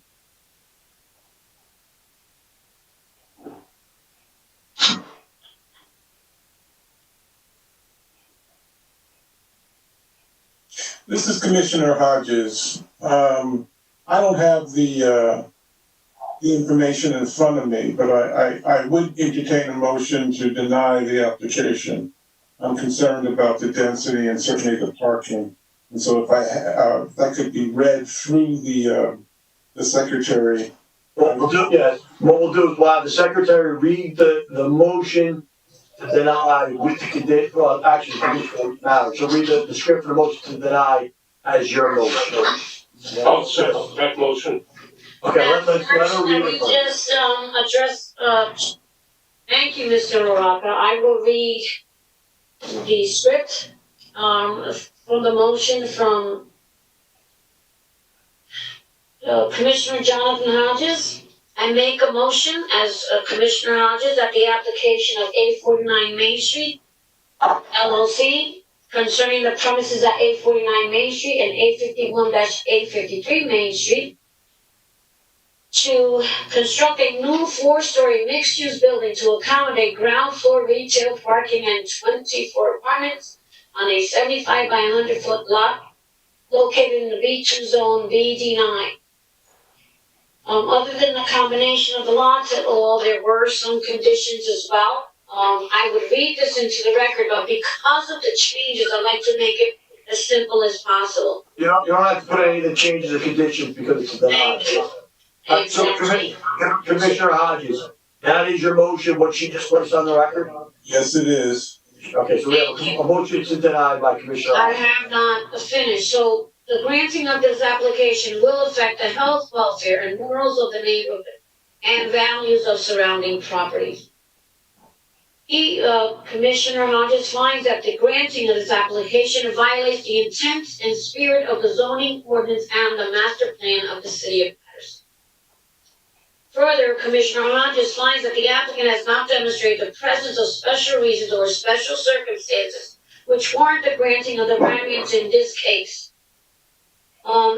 Because of all the conditions that were accepted. In the event of an appeal, an amplified statement of our findings of facts and determination will be appended to this decision. Is there a second motion? Commissioner Mondelli, please second it. It's okay. Should I proceed? Yes. Thank you. Commissioners, I'm sorry, who was the second? Commissioner Mondelli seconded the motion. Thank you. You're welcome. I will call the motion. This is for denial on this application. Yes or no on denial, Commissioner Dumas? Denial. Yes or no on denial? Yes on denial. Commissioner Hodges, yes or no on denial? Yes. Commissioner Levine, yes or no on denial? Yes. Commissioner Mondelli, yes or no on denial? Yes. Commissioner Rohim, yes or no on denial? Yes. Commissioner Soriano, yes or no on denial? Yes. Commissioner Watkins, yes or no on denial? Yes. Commissioner, Chairman Paxton, yes or no on denial? Yes. This application has been denied at 8 vote unanimously for a denial. Thank you very much.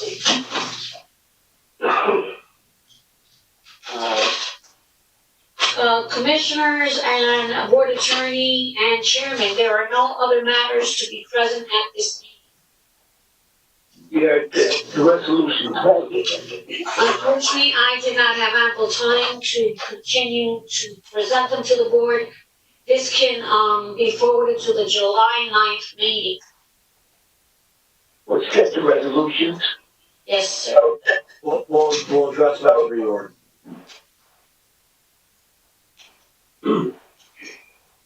Commissioner Mondelli. 1 second. We're going off the record, Emma. Let's go ahead. That's what I was gonna ask you, Chairman. You can stay on the record because that way, if one of the council people or mayor wants to, review this, they can. I changed my mind on keeping it on the record if that's okay with you. All right, the floor is yours, sir. Okay, well, real quick, I'm not gonna take up a lot of time, but since this is my last meeting, I just wanted to thank, all the commissioners, the attorney, especially, Maggie. I want to thank her for, always being there for all the commissioners, for giving us all the info all the time. Of course, I want to thank the chairman, Rose, being patient with me. I know I asked way too many questions, and, I thank you for being patient. I'd also like to thank Melinda, for her patience also. And, I just want to say something about Gary, real quick. Gary came to us a few years ago, an unknown person to the board. It's someone that we want to have on the board. I believe we gave him a 6-month, contract at the time, and here we are, I think, 6 or 7 years later, and you're still here. And, I want to thank you for all that you do for us. Anytime there's any questions, you always are there for us, and you give it to us unfiltered, the way it should be. And going forward, I hope the other commissioners always use you as their planner. You're someone who should stay there throughout. So I just want to thank everybody. It's been a pleasure Sometimes it hasn't been, but most of the time it has, and it's been more fun than not. And, just want to say thanks and good luck to everybody. And don't be scared to ask questions, I mean, that's what you're there for. And, have fun doing it. Okay, guys, thanks a lot. Thank you. Thank you very much, Mr. Mandelli, and you will be missed. It is your questions that your questions are what make this board better informed and help present an idea of the standard to developers who come before it. And your voice will be missed, certainly by me. Thank you, Mr. Hodges. One more thing, I just want to thank the mayor and the councilman at that time, Andre Sayah, who put me on that board. I neglected to say that in the beginning. I should say that Councilman Sayah did put me on, and I appreciate that. I appreciate what he did, and I hope I always fulfilled what he thought I should be on this board. So I just wanted to say that. So okay, thanks. I'm done. Thank you very much, Commissioner Mandelli, for all your work. Nice meeting you, Mr. Mandelli. Thank you, Mrs. Watkins. Commissioners, it's been a lot of fun with you serving with me for the last 8 years, and just go down to Florida and enjoy yourself. I plan to do that, sir. I wouldn't go to Florida right now, though. No, not right now, that's for sure, not right now. But, sometime in the future, I will be down here, and I will be playing golf, and I will be thinking about you guys. Thanks a lot. I really enjoyed your service. Thank you.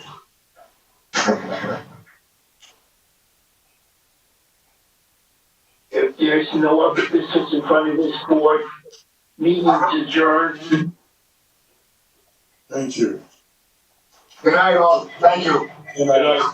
Happy 4th of July. Happy 4th of July.